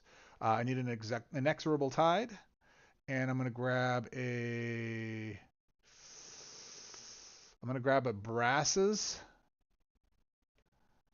I will confirm? Question mark. Did I get the inexorable tide? Do I have that out? Sorry, I got to check real quick. Yeah, I do. Okay, so I'm good. All right, and then yeah, why not just Galta? Why not just Galta? And there you go, turn 1 win. And then it pulls everything from the yard that it can. Where this might stall out is that it's not going to have enough stuff in yard for me to continue to pull with because I only have 1 card in the graveyard right now. So it's going to run out of stuff to cast, but that's okay. I'll still see how it's not triggering the inexorable tide business. That's why you want an ever-flowing well, so you draw naked cards, and then the other cards will discard them. I'll go with another. Actually, I'm gonna go full throttle here. Let's see if we can get this down and win here. Yeah, that's if it casts a full throttle, let's game. I created a channel to share videos of my coalition years ago. It was easier to show how the worked rather than try and type the explanation. For sure. I'm gonna grab another full throttle, and that's game. So even without haste, I don't need it because I'm gonna grab a brass. 3rd card. Come on, man. Let's go. And we're casting enough spells and putting enough stuff in the yard now that it works. I was just waiting to get down to my full throttle. So there you go. Turn 1 win. It took 5 swaps. So that's not normally the way to get it done. So there you go. So Steve was commenting about how he got 1 in 4 victories to pull. So I got mine in 2. So man, my deck's better. Whatever. You have to play like 100 matches before you get a real average. But yeah, this is definitely a turn 2 winning deck. Turn 1, boop, all the way down. And there's the full scale of it. All right, let me show you one more build, and then we're going to wrap this portion up, and then we'll get into the last Ocelot Pride. Man, what a terrible deck. What a terrible situation we're in. MTB tips, do you make content too? Yeah, I create a channel, there should be a video of an old cycling loop deck there before they nerfed it. Let me see, what am I doing here? And I know I have another build, what was I going to show you guys?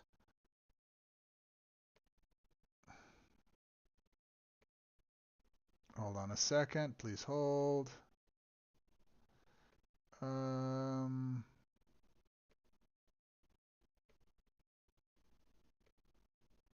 Is this it? Is this my favorite build right now in Standard?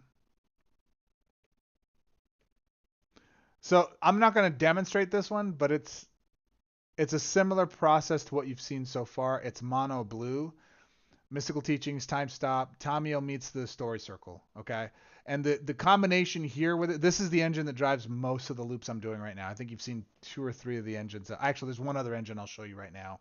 Tamio meets the Story Circle, Inexorable Tide is kind of the core, and then you can build around it, right? If you have this works. Lock and load for the discard so that you can keep Tamio's fed. Mystical Teachings to go pull the stuff you need. I only have 4 spells in the build. Johann Stopgap because I needed some removal, but I didn't want it to get stuck. Knowledge is power, pumps up your creatures, and the synergy between Helga and this. Remember this, Maynard? So Helga, I'm just gonna say, Helga when they originally released it was broken. I mean, stupid broken. I played with it one time and I'm like, you guys, this is gonna be brutal in the meta. This is gonna be bad, and whatever normally they don't take our recommendations, but pretty much all the content creators were like, hey, this is going to be a problem. And at that time, in their credit, they reevaluated and they said, yeah, it's a little too much. They nerfed it so hard it's not playable in most instances. However, because of this combo, with Tameo and Inexorable and the Knowledge is Power, you're scooting this thing up pretty big. And it's twice as long to do it, but it's still pretty big. And then with Akrama's Memorial, you can wind up doing some stuff with Johan's Stopgap to stop your combo and the zombies from Garaf that come through. Jareth, is it Jareth or is it Garaf? I don't know how to pronounce his name. How do you guys pronounce that? And this works. This is great. And the reason I love it is because it's mono blue.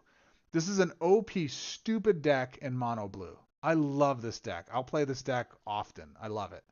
But my only other like OP standard deck right now that's just insane is my Dak Faden Mythic build. Brastinal Grinder, Tameo meets Inexorable, same thing. But you don't need this. The other loop that you can run with this is you could run Vance and the Tunnel Grinder stuff. Do I have that still? Hold on. Let me look. No, I changed it. This is another one that works. Dreamtide Whale is so chase. Such a good card. It's another one that does the proliferation stuff. So good. It's an alternate to if you don't have Inexorable Tide and you want to go chase Dreamtide Whale, it does the same thing. It's stupid broken good. Stupid broken good. All right. Use Banner of Kinship with Helga. She becomes OP again. Okay, I'll have to give that a try. Thank you for that, Tammy. However you pronounce it, it is probably not giraffe. It's not giraffe. I think it's Geralf or Garif. Whatever. All right. Ocelot. Give me an Ocelot build. Who's got an Ocelot build? Let's go build that Ocelot and make it known. What are the cards I add for Ocelot? Standard only. Ocelot. And FYI, the way that I build decks is I go make them in standard quick battles, and then I go test them against OP decks in Legacy. And if they don't hold up there, then I need to tweak them or make them stronger, do whatever. However you pronounce it. Yeah, I like it with Banner too, says Sergio, says Maynard. But it is also OP that you win before Helga does a lot. Which, okay, I don't care. I just want to win. I just want to win and create a creature that makes stuff so big. I don't care what it is. Like, a lot of times it's like, oh, it's win more. You create a creature so big, you don't need full throttle. Yeah, but I have to swing with my creatures. And there's not a lot of ways to do that aren't slow. So I'd rather full throttle just loops and smacks them in the face. I don't care what the condition is that's set up. It could be that. It could be support shields or whatever. I'm going to go break it, and I want to use this as my win con because there's no counter to it. They can't stop it. They can stop my creatures. Aegis can slow my stuff down. They can have some type of blocker there that's going to take all that damage, and it's got prevent damage like Vindicator, and that's going to stop me. No. Let's go. All right, so what am I putting in my Ocelot build? Enjoy, I'm not working to be monetized or anything, so don't worry about liking and subscribing. If I record anything, I'll share that. Post a link there. We also, MDG PQ tips, we also have a place in our server for video announcements. Bro, share your videos in there. I'll sub. I sub to everybody. I love it. So let's evaluate Ocelot. 12 mana, first strike. Actually, hold up. I don't want to play here. Where do I want to play? Is there a PvE event? I don't want to play against live people if I don't have to.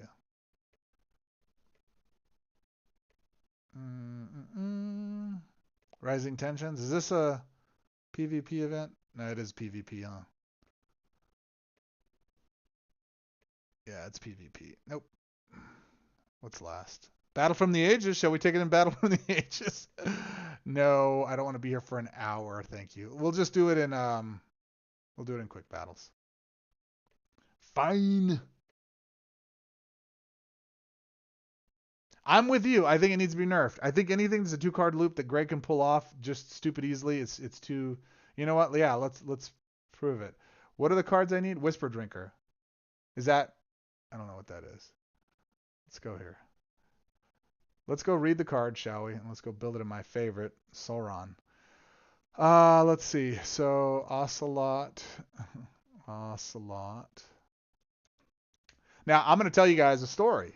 One of my favorite players in the game, one of my favorite people in the game, she was on my coalition. has very strong opinions on what players should do, shouldn't do. Each their own. That's fine.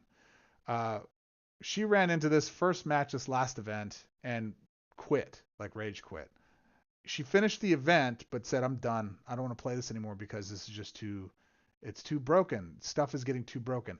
And I agree. I think we're at the edge of where stuff is so broken that if Greg can do it, that it's not fun. It's detrimental. This is one of those things where Greg can do it. And because Greg can do it, it's brutal, man. It's brutal. So at the beginning of your turn, enlist 2 gems.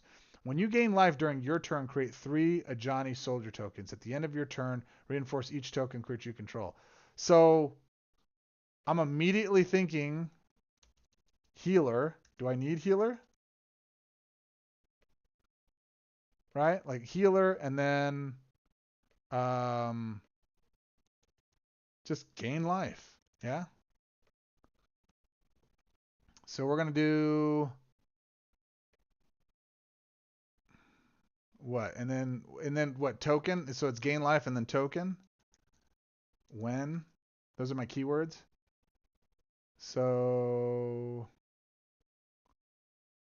life insurance, right? So when a creature enters the battlefield, your opponent loses 2 life and you gain 2 life, right? That's just it. That's all I need. What else is there? What else are you guys telling me to do? Helga, weak until you cast banner on it. You don't want a creature, blah blah blah. Spot on, guys. We are there. Yeah, it's and remember the holistic nature of the community and everyone getting Ocelot sooner than later.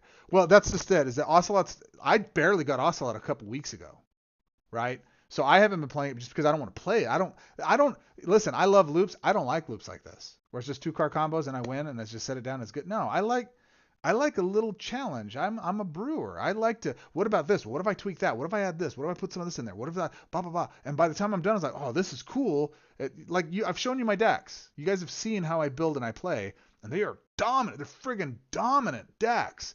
But Greg can't use them against me. I don't want to face them. I don't want somebody that knows what they're doing kicking my butt with it. I want to win, right? And I know you guys want to win too. So it's solitaire. I just know that the AI is going to take my deck and go run it. So if it's broken, I don't want to run it. It's not fun. I don't enjoy that. I don't like making other people cry unless it's real time PvP. I'm gonna make you cry hard, but it's fun. I mean, because we signed up for that. And life insurance. I don't have Ocelot, so I haven't tried to build its loop. The 5 mana vampire from Foundations. Vampire from Foundations. Okay. Okay. Okay. Well, I mean, let's just see if that does anything. And there's a 5 mana vampire? Let's see. Hold the door. Hold the door. Hey, if you guys haven't liked, I appreciate your engagement. It makes a lot of difference for the deal. It's awesome. But like the video too, please. Vengeful Bloodwatch? No, this guy. At the beginning of your counter on your turn, you may destroy the last creature if you do control. No, not him. This one? Boost through when a creature support is destroyed, draw a card. No. Which one? Wisp Drinker. Wisp Drinker. Excuse me. Excuse me. I don't see it. Do I have it? I should have it.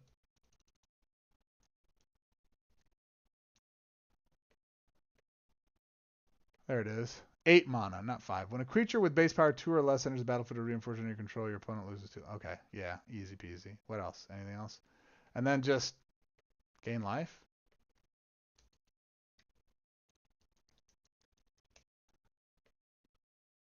Oh, no, that's right.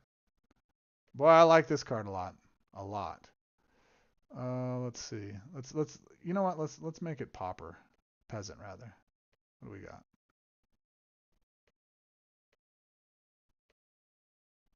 Um I'll tell you which one all time one of my favorite cards is Healing Hands. I just love this card. 6 mana, draw a card, gain 5 life, whatevs. Simple, basic, a functional card for pauper players, peasant players. It's really good. Lose life here, right? Pick one of the first 4 cards from your library, and that card, and then divine chain, fetch that card, and then that card gets X minus X. That's fine. Whatever. Um, what else? Let's play some here. I mean, we've already got the key elements. We don't need anything else. I'm just trying to speed along and pick something up we need. Um, Candy Trail, whatever. Like, I don't care. Bop, bop, bop. I'm just going to fill it with guff. All right, whatever. Lead pipe. Hit you with the lead pipe. Run her over with a Brinks truck. Hit it with a 2x4. Look out. Dead Milkman. If you don't know the Dead Milkman, that's another band you guys need to get into. Only thing sucks about Vengeful Blood Witch is that the combo takes twice as long since it loops 1 damage at a time. Da, da, da, da. 1 damage at a time. All right. Well, hey, you like Ocelot? How much do you like it? I like it a lot. Let's go there. I don't know. Let's go here. Boop. Oh yeah, and I forgot my creatures gain life and do all the things they do, huh? Silly. Crazy. Fun. Good times. Let's not putz around, shall we? Let's do the thing. Red into white, into blue, into there it is. There she is. All right, I got one piece of the combo. Let's see. Do they kill it? They got a lot of removal, I'm sure. Oh, they don't. Is that game, my friends? Is that frickin' game, my friends? Let's do this. See a black-white match. I do 1, 2, 3. Not enough. Let's do this. Gain. Bing. Oh, there's white. Yeah, let's go there. Boop. And that should be it, yes? Okay.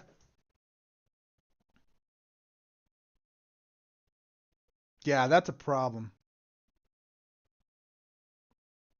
That's a problem.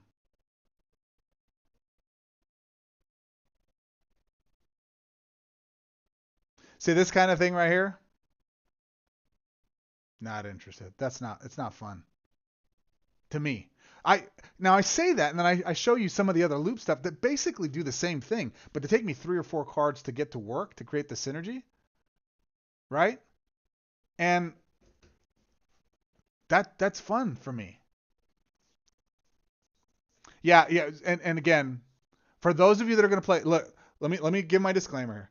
Some of you guys watching this are like, OMG, yes, this is what I want. This is what I love this. Cool. I'm not going to shame you. I'm not going to yuck your yum. Okay? Whatever you want to do, that's cool. I will say for me, it's not my flavor. I will say that I think loops that are too easy for Greg to pull off, which obviously this is a less than optimal build. I just threw random junk in here, and that doesn't matter. There's only 3 cards, 4 cards that matter, Ocelot and then the rest, right? Whisper Drinker and yada yada. This is the kind of thing that when Greg pulls off, there's no defense, there's no interaction. It's a game. I got to get another turn. Now, the upside to this would be when the timer goes, Greg's going to stop the loop, right? So he has to beat me fast enough in that one turn. But typically what happens is he's going to get it done, get enough of my life taken from me, and then the next turn he'll be able to finish me off if I can't remove it. So there are counterplays to it to a degree, but not enough that justifies. I mean, turn 1, I mean, you see the way Greg cascades, right? He can get this out turn 1. It's brutal, man. It's brutal. So now, this kind of thing against a PvE event, knock yourself. I don't care. Go have fun. I mean, you meet your objectives. It's locked and loaded. You want to go do the rest of your stuff, and that's your win con. I got no problems with it. I don't have a problem with it existing. I have a challenge with it being into standard events where the tryhards, the guys that want to win, the spikes like Steve and I mean, listen, just because I say I'm a casual player does not mean I love losing. I hate losing. I hate losing. I ask people all the time, which do you prefer? Do you love winning or do you hate losing more? Which is it? I hate losing. I'm a mature man. I'm a grown-ass man now. But when I was a youngin', I was a complete a-hole about losing. I hated losing. And in fact, even when I was playing PQ my first time through, and I was in competitive Magic, Puzzle Quest, and I would drop a single point. My family knew, like bless their hearts, they put up with me. I would fling my stuff around. I'd be pissed because I'd drop a point in a coalition event. And because I would feel I was letting my team down, and oh, it sucked. And it wore me out so much after a good few years of playing. I had to quit. I had to take like a year off almost. And then Ikoria came out, and I saw, what was it? Oh, I can't remember the name of the card. What's the name of the card, Main? The one where it does all the stuff, the loopy one. And I was like, oh my gosh, this is such a great card. And I got me back in. That's when I started creating content. Um, so that said, I don't like losing. People don't like losing, especially when the points matter. And again, this is predominantly a solitaire game. So you're playing by yourself against the machine. But when the machine's armed like that, it's brutal. Steve brought up an excellent point. There was a few years ago where they tried to do Mora or something like that. I forget the name of the AI that they upgraded the system with, and the system got more competitive. I remember it being more challenging, and I like the AI being a little more abusive. I like the AR being more effective. In its win rates and challenging you with a good deck, because that means that you're facing and you have to change your build strategies up. It changes the dynamic of the game. But people don't, and let's be honest here, we don't play this game to get a challenge. We play this game to win, right? We play this game to win because it gives us this endorphin dump. It feels good to win all the time. I argue if it's too easy to win, though, it's not as enjoyable. I like a challenge. And for me, the challenge comes from my brewing, my making of decks and builds and stupid interactions that people didn't think of, or synergies that just go off together on cards that people undervalue, that people think aren't necessarily the best, or that think that, like, case in point, this set is bad. I disagree. Now, there's not a lot of great cards, but there are some great cards in here that I think are fan-friggin-tastic. However, if there are broken, loopy cards in here that just make it so easy that Greg you don't have any interaction, you got no chance whatsoever to play, that's not fun. That's like playing Magic Paper and its Legacy or like, Pioneer or old school sets, whatever it is, and whoever goes first, it's a flip of a coin. Whoever goes first wins by turn 2 typically, or turn 3. That's not fun. It sucks. So I enjoy the turn 1 wins. I enjoy, again, one of the big things about this game is you're farming resources. So for that, I got no problems with you pulling out an OP build and going ham. But when it's against PvP, I would actually, and especially in coalition events, I would like to see more restrictions. I think we're at a stage now where they have to put in, I don't want to say ban lists for cards, but definitely more event restrictions that would make it more functional for us to go in and play, i.e. if the rule is it's a peasant build only, don't allow, mythic cards, period. Restrict them, right? Unswerving Sloth was what I needed for that beginner deck. I have a Aetherspark video I will be putting out probably tomorrow. I'm going to work on it today a little bit, maybe tonight, and then I should have it out tomorrow for you guys. You guys, hey, do me a favor. You guys historically don't watch my videos on Fridays. I know you're busy. Could you please watch it on a Friday? Buzz through it if you need to, because it's the only time I'm going to be able to get it out, and frankly, they just don't perform well on Fridays. So if you guys could do me a favor and watch it, that would be huge. Tell your friends about it. Let's see. They need to go with the OG tournament style and paper that bans certain cards or limit the one per deck, says Ironhead. Get a bit more detail than just Legacy and Standard. I agree. There's a combo Samet Rem. There was combo Samet Rem. Yeah, remember Samet Rem? And I brought that to the table. I think I was the first to spotlight it. I don't think anybody else. Here's what's funny is everybody comes up with these combos and they're like real quiet with them, and sometimes they'll share with, hey guys, check out this combo. And I'm like, I already have that combo. I've been playing with it. It's awesome. I'm gonna do a video on it. Like, don't tell anybody. They say, I gotta tell it because they're gonna ban it. They're scared they're gonna nerf it. And I'm like, sometimes they need to be nerfed. I don't think the Samet one needed to be nerfed. It was such a nuanced, thin thing that when you faced Samet, you knew what you were going to run into. And now if you had like an Aegis or something like that, or some type of disable card, it's not gonna beat you. Samet doesn't know what she's doing. She's gotta purposely go to her third, and Greg doesn't. Greg doesn't do his third often. So I wasn't really worried about it. But this Ocelot and any gain life card, it's too much of a loop. It's too much of a loop. It's too easy to pull off. All right. I don't know what they need to ban cards. Paper has no choice, as once a card is printed, they can't do as errata, which is awkward. I would prefer they ban cards than they nerf cards. Honestly, I would prefer they limit events than they nerf cards, because I like playing with powerful cards. And the other side of that is, if somebody paid good money for a card to get a card like Galta at one point, and then you nerf it, that kind of sucks, man. Because if in paper, if I buy the card, I can still play it. You may not allow me to play it in certain events, but I can still play it casual. But when they nerf a card permanently, yes, I can't do it anywhere. There's no place I can play it, right? That's not fun. I bought it, and I know it's digital, but I want to play with my stuff digitally.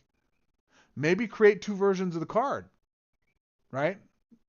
Classic, pre-nerf, make it legacy, right? Card.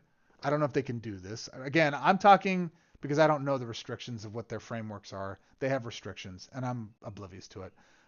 That stuff costs money, and I don't know what the costs are to get that done.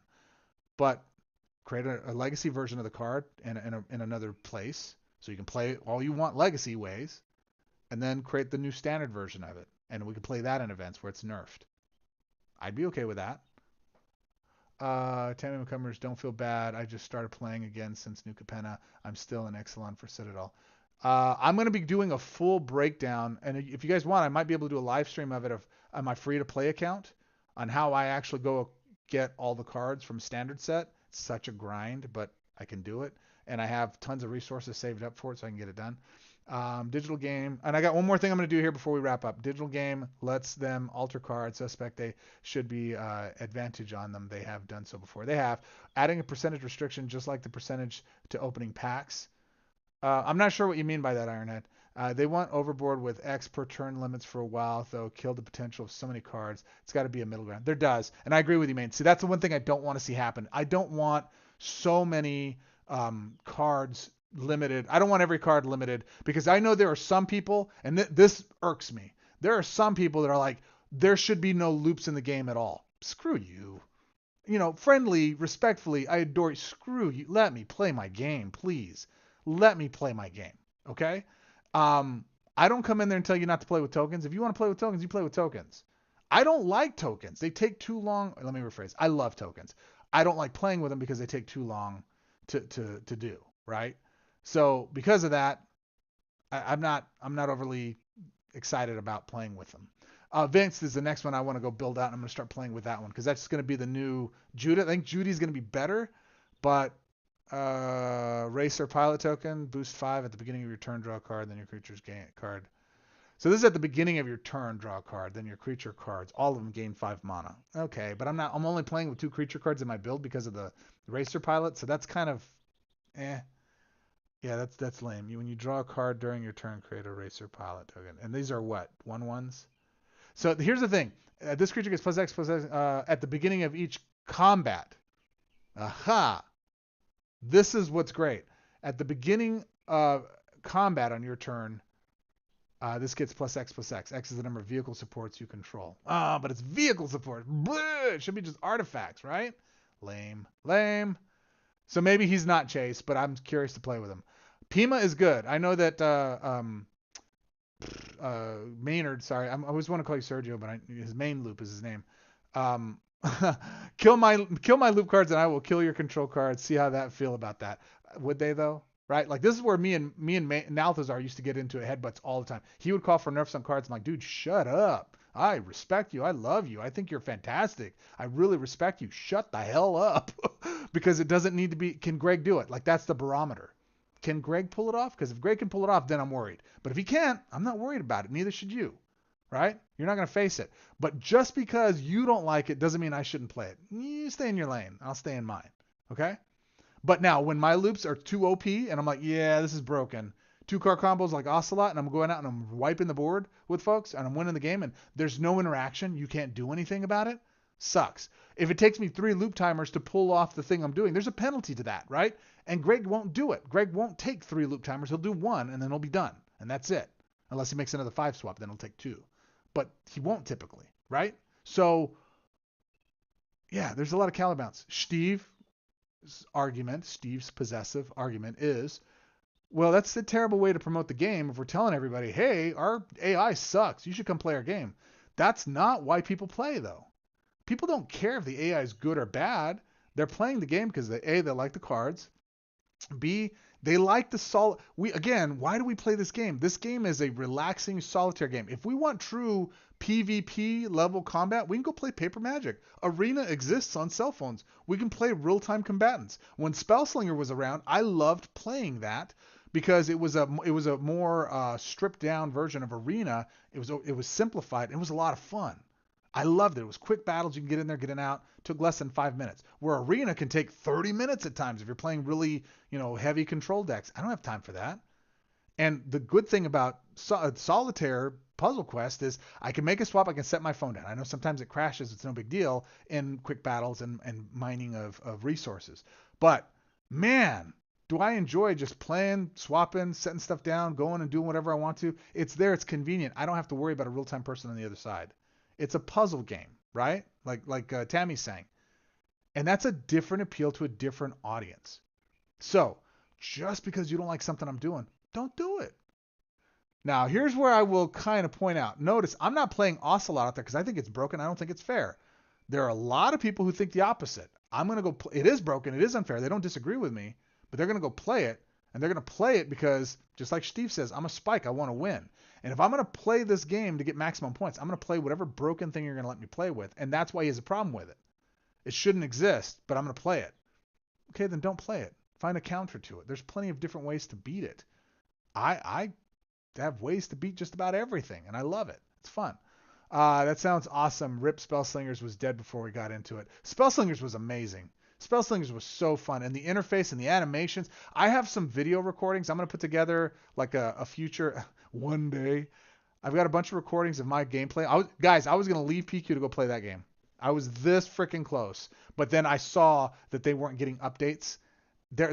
Everything was great about it. It was a sanctioned by Wizards. It was an actual product that they produced. They had live devs in their own Discord server that they interacted, answer questions. They fixed bugs like that. They were amazing, and the game was fun, and the user interface, animations, and the economy was general. It was such a fun game. I spent no money on that game. Maybe that was the problem. And I basically had every card and every walker, every slinger, basically. It was so much fun. It was a lot of fun. And I started creating content and starting to optimize. You know me. I optimize for stuff, and I try to look for all the little angles to do it. And then we got word that it wasn't going to be supported anymore. I was like, no. And then Webcore took over, and then they had a new set come out that was great. It was during the pandemic, towards the end of the pandemic. And man, it was so fun. I would love to see that interface, that kind of restructure. Honestly, guys, I want to see this system thrown out completely and start from scratch. Keep the same cards, keep the same core of the Gem Swap 3. It needs a full reimagining. I hate to say it, but it needs a full reimagining. This won't survive 3 more years like this. I don't care how much we love it and how much it was nostalgic. In 3 years, with AI, with everything else that's advancing technologically, this game needs a full reboot. A full reboot. And for better or worse, they've got to do it if the game's going to survive either way. You got to take your shot. And I hope that it's something we're going to love. Hopefully they will take enough of what we love and build into it and make it work that way. If they do that, I'm just not sure they will. Like Older Scroll Legend, now it's gone. Yeah, there's a lot of games that go the way of the dodo. But I want you guys to pay attention to how adamant this player base is. And I know we're losing viewers now. We're going to wrap up here in a couple minutes. I want to go make one more pool. Let me do this real quick. Let me say who I think is good. This card, Mimoplasma, is slow, but it's good. Nissa World Soul, I think could be chased, but I got to go figure out what to go do with her. I'm not quite there yet. Pima's good. Priest of the Crossing, I think has potential when this creature enters the battlefield. Fetch first vehicle card from your library. That card gains full mana. Okay, cool. At the beginning of each combat, creatures you control get plus X is the number of vehicle cards you control. This is better in Legacy than it is in Standard, but it's there. I think Verbose. I'm not sold on Duretti, although his main says he likes Duretti. Territory Aetherkite, I think, is a win more, but I like it. Ketramos is good. Mwah. Give it flying. Use Ketramos and Akrama's Memorial. Gives it flying and vigilance. Great combo. Temet, of course, is a game buster. Oil Deep Gearhulk. I finally had a chance to play a little bit with this. This is brutally good. You do reoccursion with this. Oh my god. And it's blue and black, so you can run it with Grist. This is going to be a pain in your butt. You better have some way of disabling its enters battlefield effect. Some type of way of stopping it. Because, boy, oh boy, is this going to wreck. Because it takes the first card and the last card. You're wrecked. This card is going to suck. It's going to suck to face. I'm not impressed with Basri, just because I haven't played with it enough. And those are those. Let's look at spells and supports here real quick. Windfall. I'm curious to play. This is another one I want to play with. Each player discards their hand and draws X card. This is going to go into that draw deck that I had a second ago. So that I think is going to be good, but it's going to be a role player. Etheric Amplifier is a great card. It's a really good card. You get so much value out of it. It's fantastic. I wish Galvanic Blast didn't hit your creatures. Actually, dealing with this target creature. It's to target creature and damage your opponent's planeswalker. So if you control our... So this card is great for X creature damage. This is a functional role player in events where you got to deal 10 points or more, because you're going to have an artifact card, and sometimes it doesn't have to be a vehicle, thank God, right?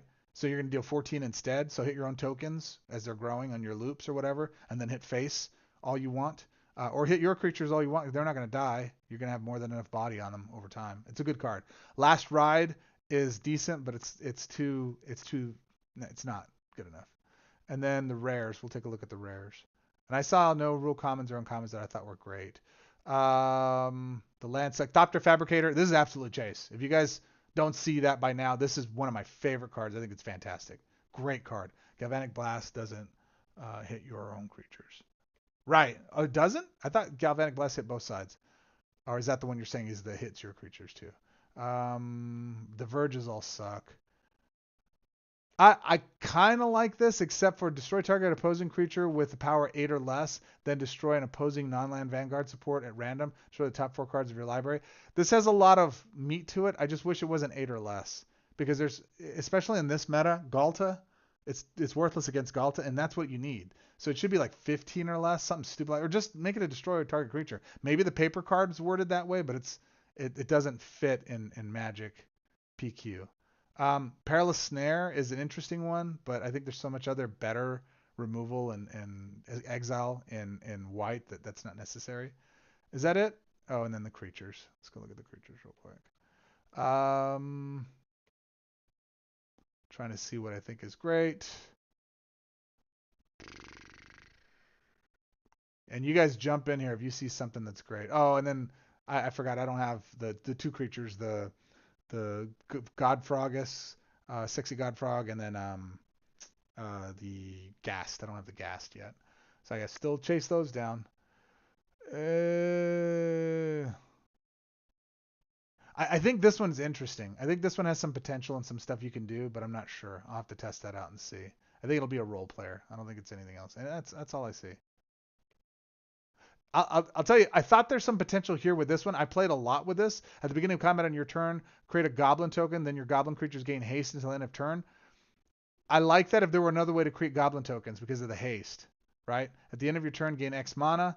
X is equal to the number of goblin cards you control, including the reinforcements up to 10. I think that's a neat peasant thing, but because it's limited and it by the end of turn effect, so that you get the next turn you gain the mana, I think that's good. I just couldn't get it to work in a way that works, right? So it's one of those ones where, yeah, Galta. I mean, Galta exists. Archpriest of the whatever works, right? It's just they're way better, stronger, faster, more powerful cards. Now this is red, but you know, Dragonhawk and some of the other peasant stuff that's available there. Aurelia the Law Above, way better. Right? Yeah, one of the best cards in Standard Peasant. My goodness. And then I don't think there's anything in common, uncommon that really floats my boat, except for one card, but I can't remember what it is, and it's not chase worthy. It's just good. All right, last thing I'm going to do here with you guys. I appreciate you guys being here. It's been almost 2 hours, and I want to reward you guys by getting more cool stuff. I'm going to do a full video series on all the broken cards inside of PM2. I just wanted to feature Ocelot here real quick, because it does need to be addressed. And I've officially played with it before it got nerfed, so they feel free to nerf it, Webcore. Maybe that's what they were waiting on. We want Goz to play with it before we nerf it. Please, nerf it. Nerf it now. All right, so Puzzle Masters. I'm only missing a few different cards, so I might take 2 pulls today, now that... in fact, I will take 2 pulls today. I'm looking for one of these black cards. that's here. I'm going to take 2 pulls today because Fibblethip ran and I wasn't missing anything from there. I'm waiting for Satoru Full Art. I want Satoru Full Art. All right, Ulamog the Defiler, 25 mana. Ward, Legendary, what is that? Void, Trample 7/7, Colorless Eldrazi. Ward, drain 15 mana from your hand, Greg. When this creature enters the battlefield or attacks, exile an opposing card with the greatest mana value. Then this creature gets +X/+X. X is the number of cards in your opponent's exile. Okay, so it's only on enters battlefield? Exile an opposing card with the greatest mana value. Okay, then this creature gets +X/+X. X is the number of cards. Okay. I'm sure you guys are, yeah. You like that, Maynard? I don't. I don't know. One more. Let's go one more. All right. There's a black card I'm curious to play with, and then I think I might be done. Red. Aether Revolt, 15 mana. I think this is one of the ones I wanted. 15 mana. When the support enters the board, deal 5 damage to each opposing creature. When a creature you control dies, energize 1. Overload 2. When a creature you control dies, overload 2, deal 5 damage to each opposing target, then ignite 3 red gems. So this can go in my. I got the other red card from this deal. Can I do one more? Should I do one more? Why not? After all, why not? Yeah, let's do one more. Yeah, but it's only on Ender's Battlefield. It's not on attack, is it? Oh, it is on attack too. Oh. Just what we needed. More Rakdos. That I can't stand. The destruction creatures, the lockdown stuff with Aegis, Rakdos, Aegis, and then Hand Hate. You go to hell. You go to hell. Oh, and then Desert and Demolition Field, right? You go to hell and die.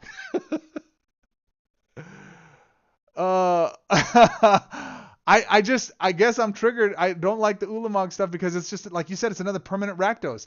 I don't want that. I hate that. That always messes up my loops and stuff. This is the final one I'm pulling. Ugin's Labyrinth, 15 mana. When the support enters the board, exile the last card from your hand. That card gains the Prism Emblem. Ooh. When you I wish it would. Anyways, when you match the support's gem by swap, gain 10 mana. When you match the support's gem by swap, gain 10 mana. Okay. When the support is destroyed, return the first card with the Prism Emblem from your exile to your hand. That card gains full mana. Then disable it until the beginning of your next turn. All right, whatever. The best thing about this is make a match, gain 10 mana. That's fair, but it costs 15. If it were 7 mana, it would be great. But it's so prohibitive to get this out as is, unless you're cheating out with like. Here's my point. Connecting the dots is much better. Right? Connecting the dots is just broken. You cannot. You got to be kidding me. You're like, agree. These cards are broken. The Destructo ones are the ones that get me. The ones that destroy all of your stuff and are locked down. Those are like that control. That level of control is prohibitive, and it gets to about 10-8 and turn 8, and Greg can pull it off, and it's just abusive, man. It's brutal. All right, let's see how many cards I have left that I need to still go get. I am missing. I think I got all the rares now, or am I missing one rare still? I have all the rares, my friends. I have all the PM2 rares are officially got.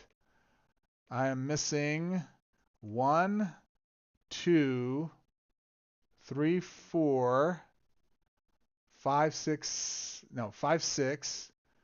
I'm missing 6 mythics, and I think like 4 or 5 masterpieces. 2, 3, 4, 5 masterpieces. So 6 mythics and 5 masterpieces. Okay, the end is nigh. I'm getting in that phase. The one I'm actually still looking for is what is it? Final Act. Destroy all cards. I'm curious about this one. Each player, but except that it's just a complete reset, and I don't like damaging my own stuff. So I'm curious about it, but I don't think I'd play it. It's a mythic that I'm chasing. Yes.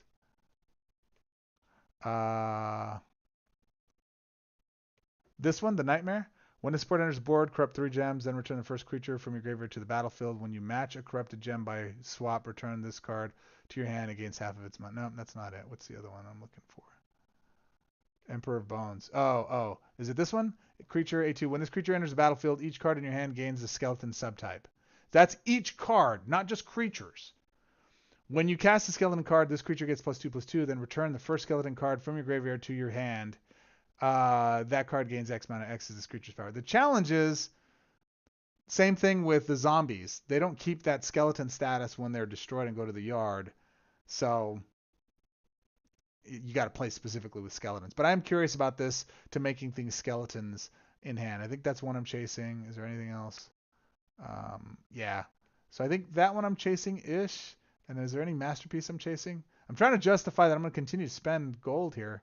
When this creature enters battlefield, create X Eldrazi. Are these the 10/10s? Yeah, these are the 10/10s.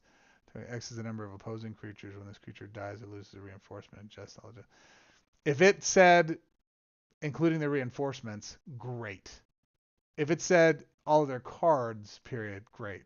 This creature enters battlefield. People say this is good. Yes. I haven't played with it. This I want to be good, but it's not.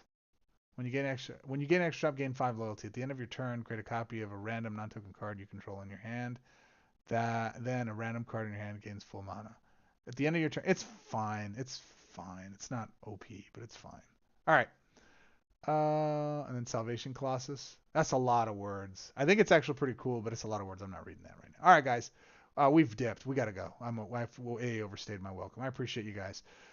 So there you go, my friends. What do you think? Do we feel that we are doing justice to the meta right now? Are we entering that phase where it's dangerous and we need to really consider what's going on in the meta right now? I think we've more than passed that phase. I think there's a couple different things that need to be adjusted. Nath loves Shadows at Second Son. Yeah, he would. He likes that kind of play. And as far as DFT is concerned, I hope that I've given you some more insights on things to go play with. The discard and then bonus as well. Like I love Repurposing Bay. I love that card. I think it's so good. Adaptive Omni Tool's okay. It's just slow, but where is it? Repurposing Bay. Repurposing Bay. The trick is now our main loop covered this in his video today. The trick here is don't have another artifact that costs more than 14. Okay? Don't have another artifact in hand that costs more than 14 because this only has one shield. That's its downside. So when you discard a card, draw a card. When the support is destroyed, fetch the first artifact card from your with the greatest mana cost from your library. And the only other card I would actually maybe put in here with this would be Monument to Endurance, because when you discard a card, create a gold token, then you draw a card. It does the same thing, and then your opponent loses 3 life. So it would go and fetch this and put this on board. So it does basically the same thing, except that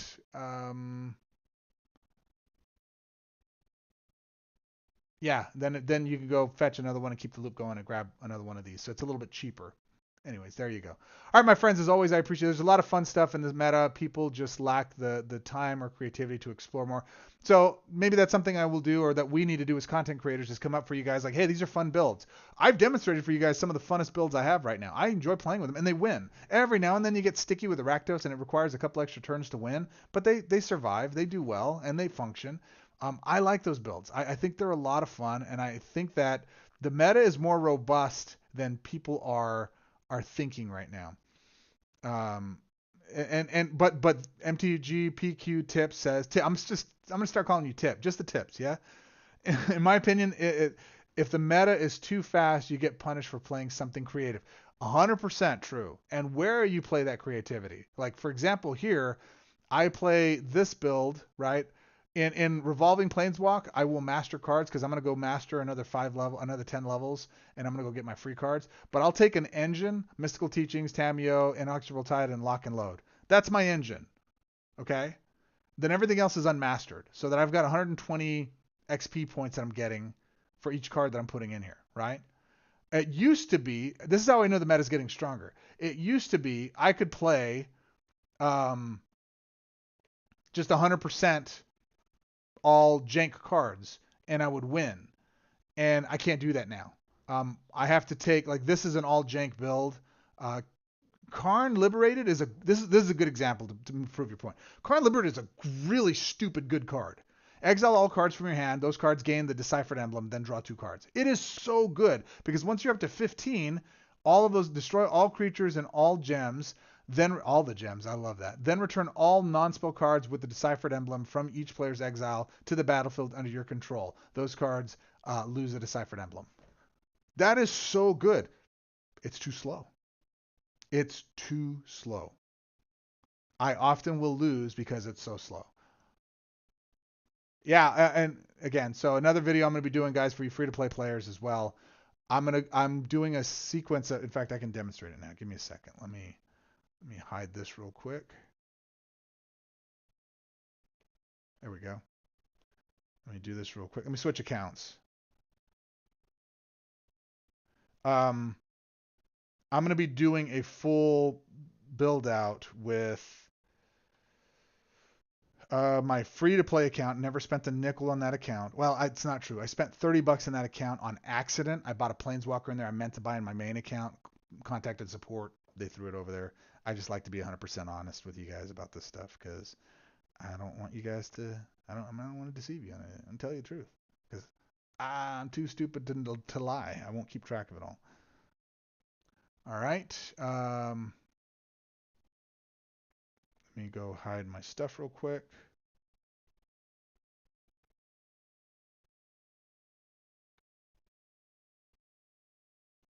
Power saving off. Okay, and then we go to. I just go home. That's fine. Okay. So in this account, I got 2,500 pinks. I got 4,100 gold. I have not opened a single pack of my Aetherdrift stuff yet, which is fine if there's room for that in your deck, but it limits creativity if you have to have 2 to 3 cards in each deck to survive long enough to get to the rest of it going. Yeah. Let's see. MTB tips I mostly agree with. There's our ways to slow it down. So, which is true, which forces you to. So this is the big thing that I see people talking about a lot is I don't want to have to adjust my decks to play against people. Oh, that's why I'm pushing the wrong thing. I don't want to have to adjust my decks to play the way I don't want to play. Well, that's the way most games are, especially Magic the Gathering. You have to have removal. You have to have support. There was a time you could just get away with creature removal and whatever supports. It's just helping them. It's not hurting you. That's not true anymore. Supports are absolutely one of the big things you have to account for, or else you're just going to get destroyed. So you have to have support removal, right? You also have to have some way of finishing, right? You got to have a win con. Some people like to control their way and deal 10 points at a time. Fine. I think that takes too long. Free to play, and so for even unpopular opinion, even with the resources that have been taken away from us, I don't agree with it. I don't think it's fair, but even me and Steve agreed on this. I think people are making a bigger deal out of it than it really needs to be. It's dumb not to have daily rewards. That's just dumb business. That's my problem with it. It's stupid. Give daily rewards. Give people incentive to log into your game every day. What are you doing?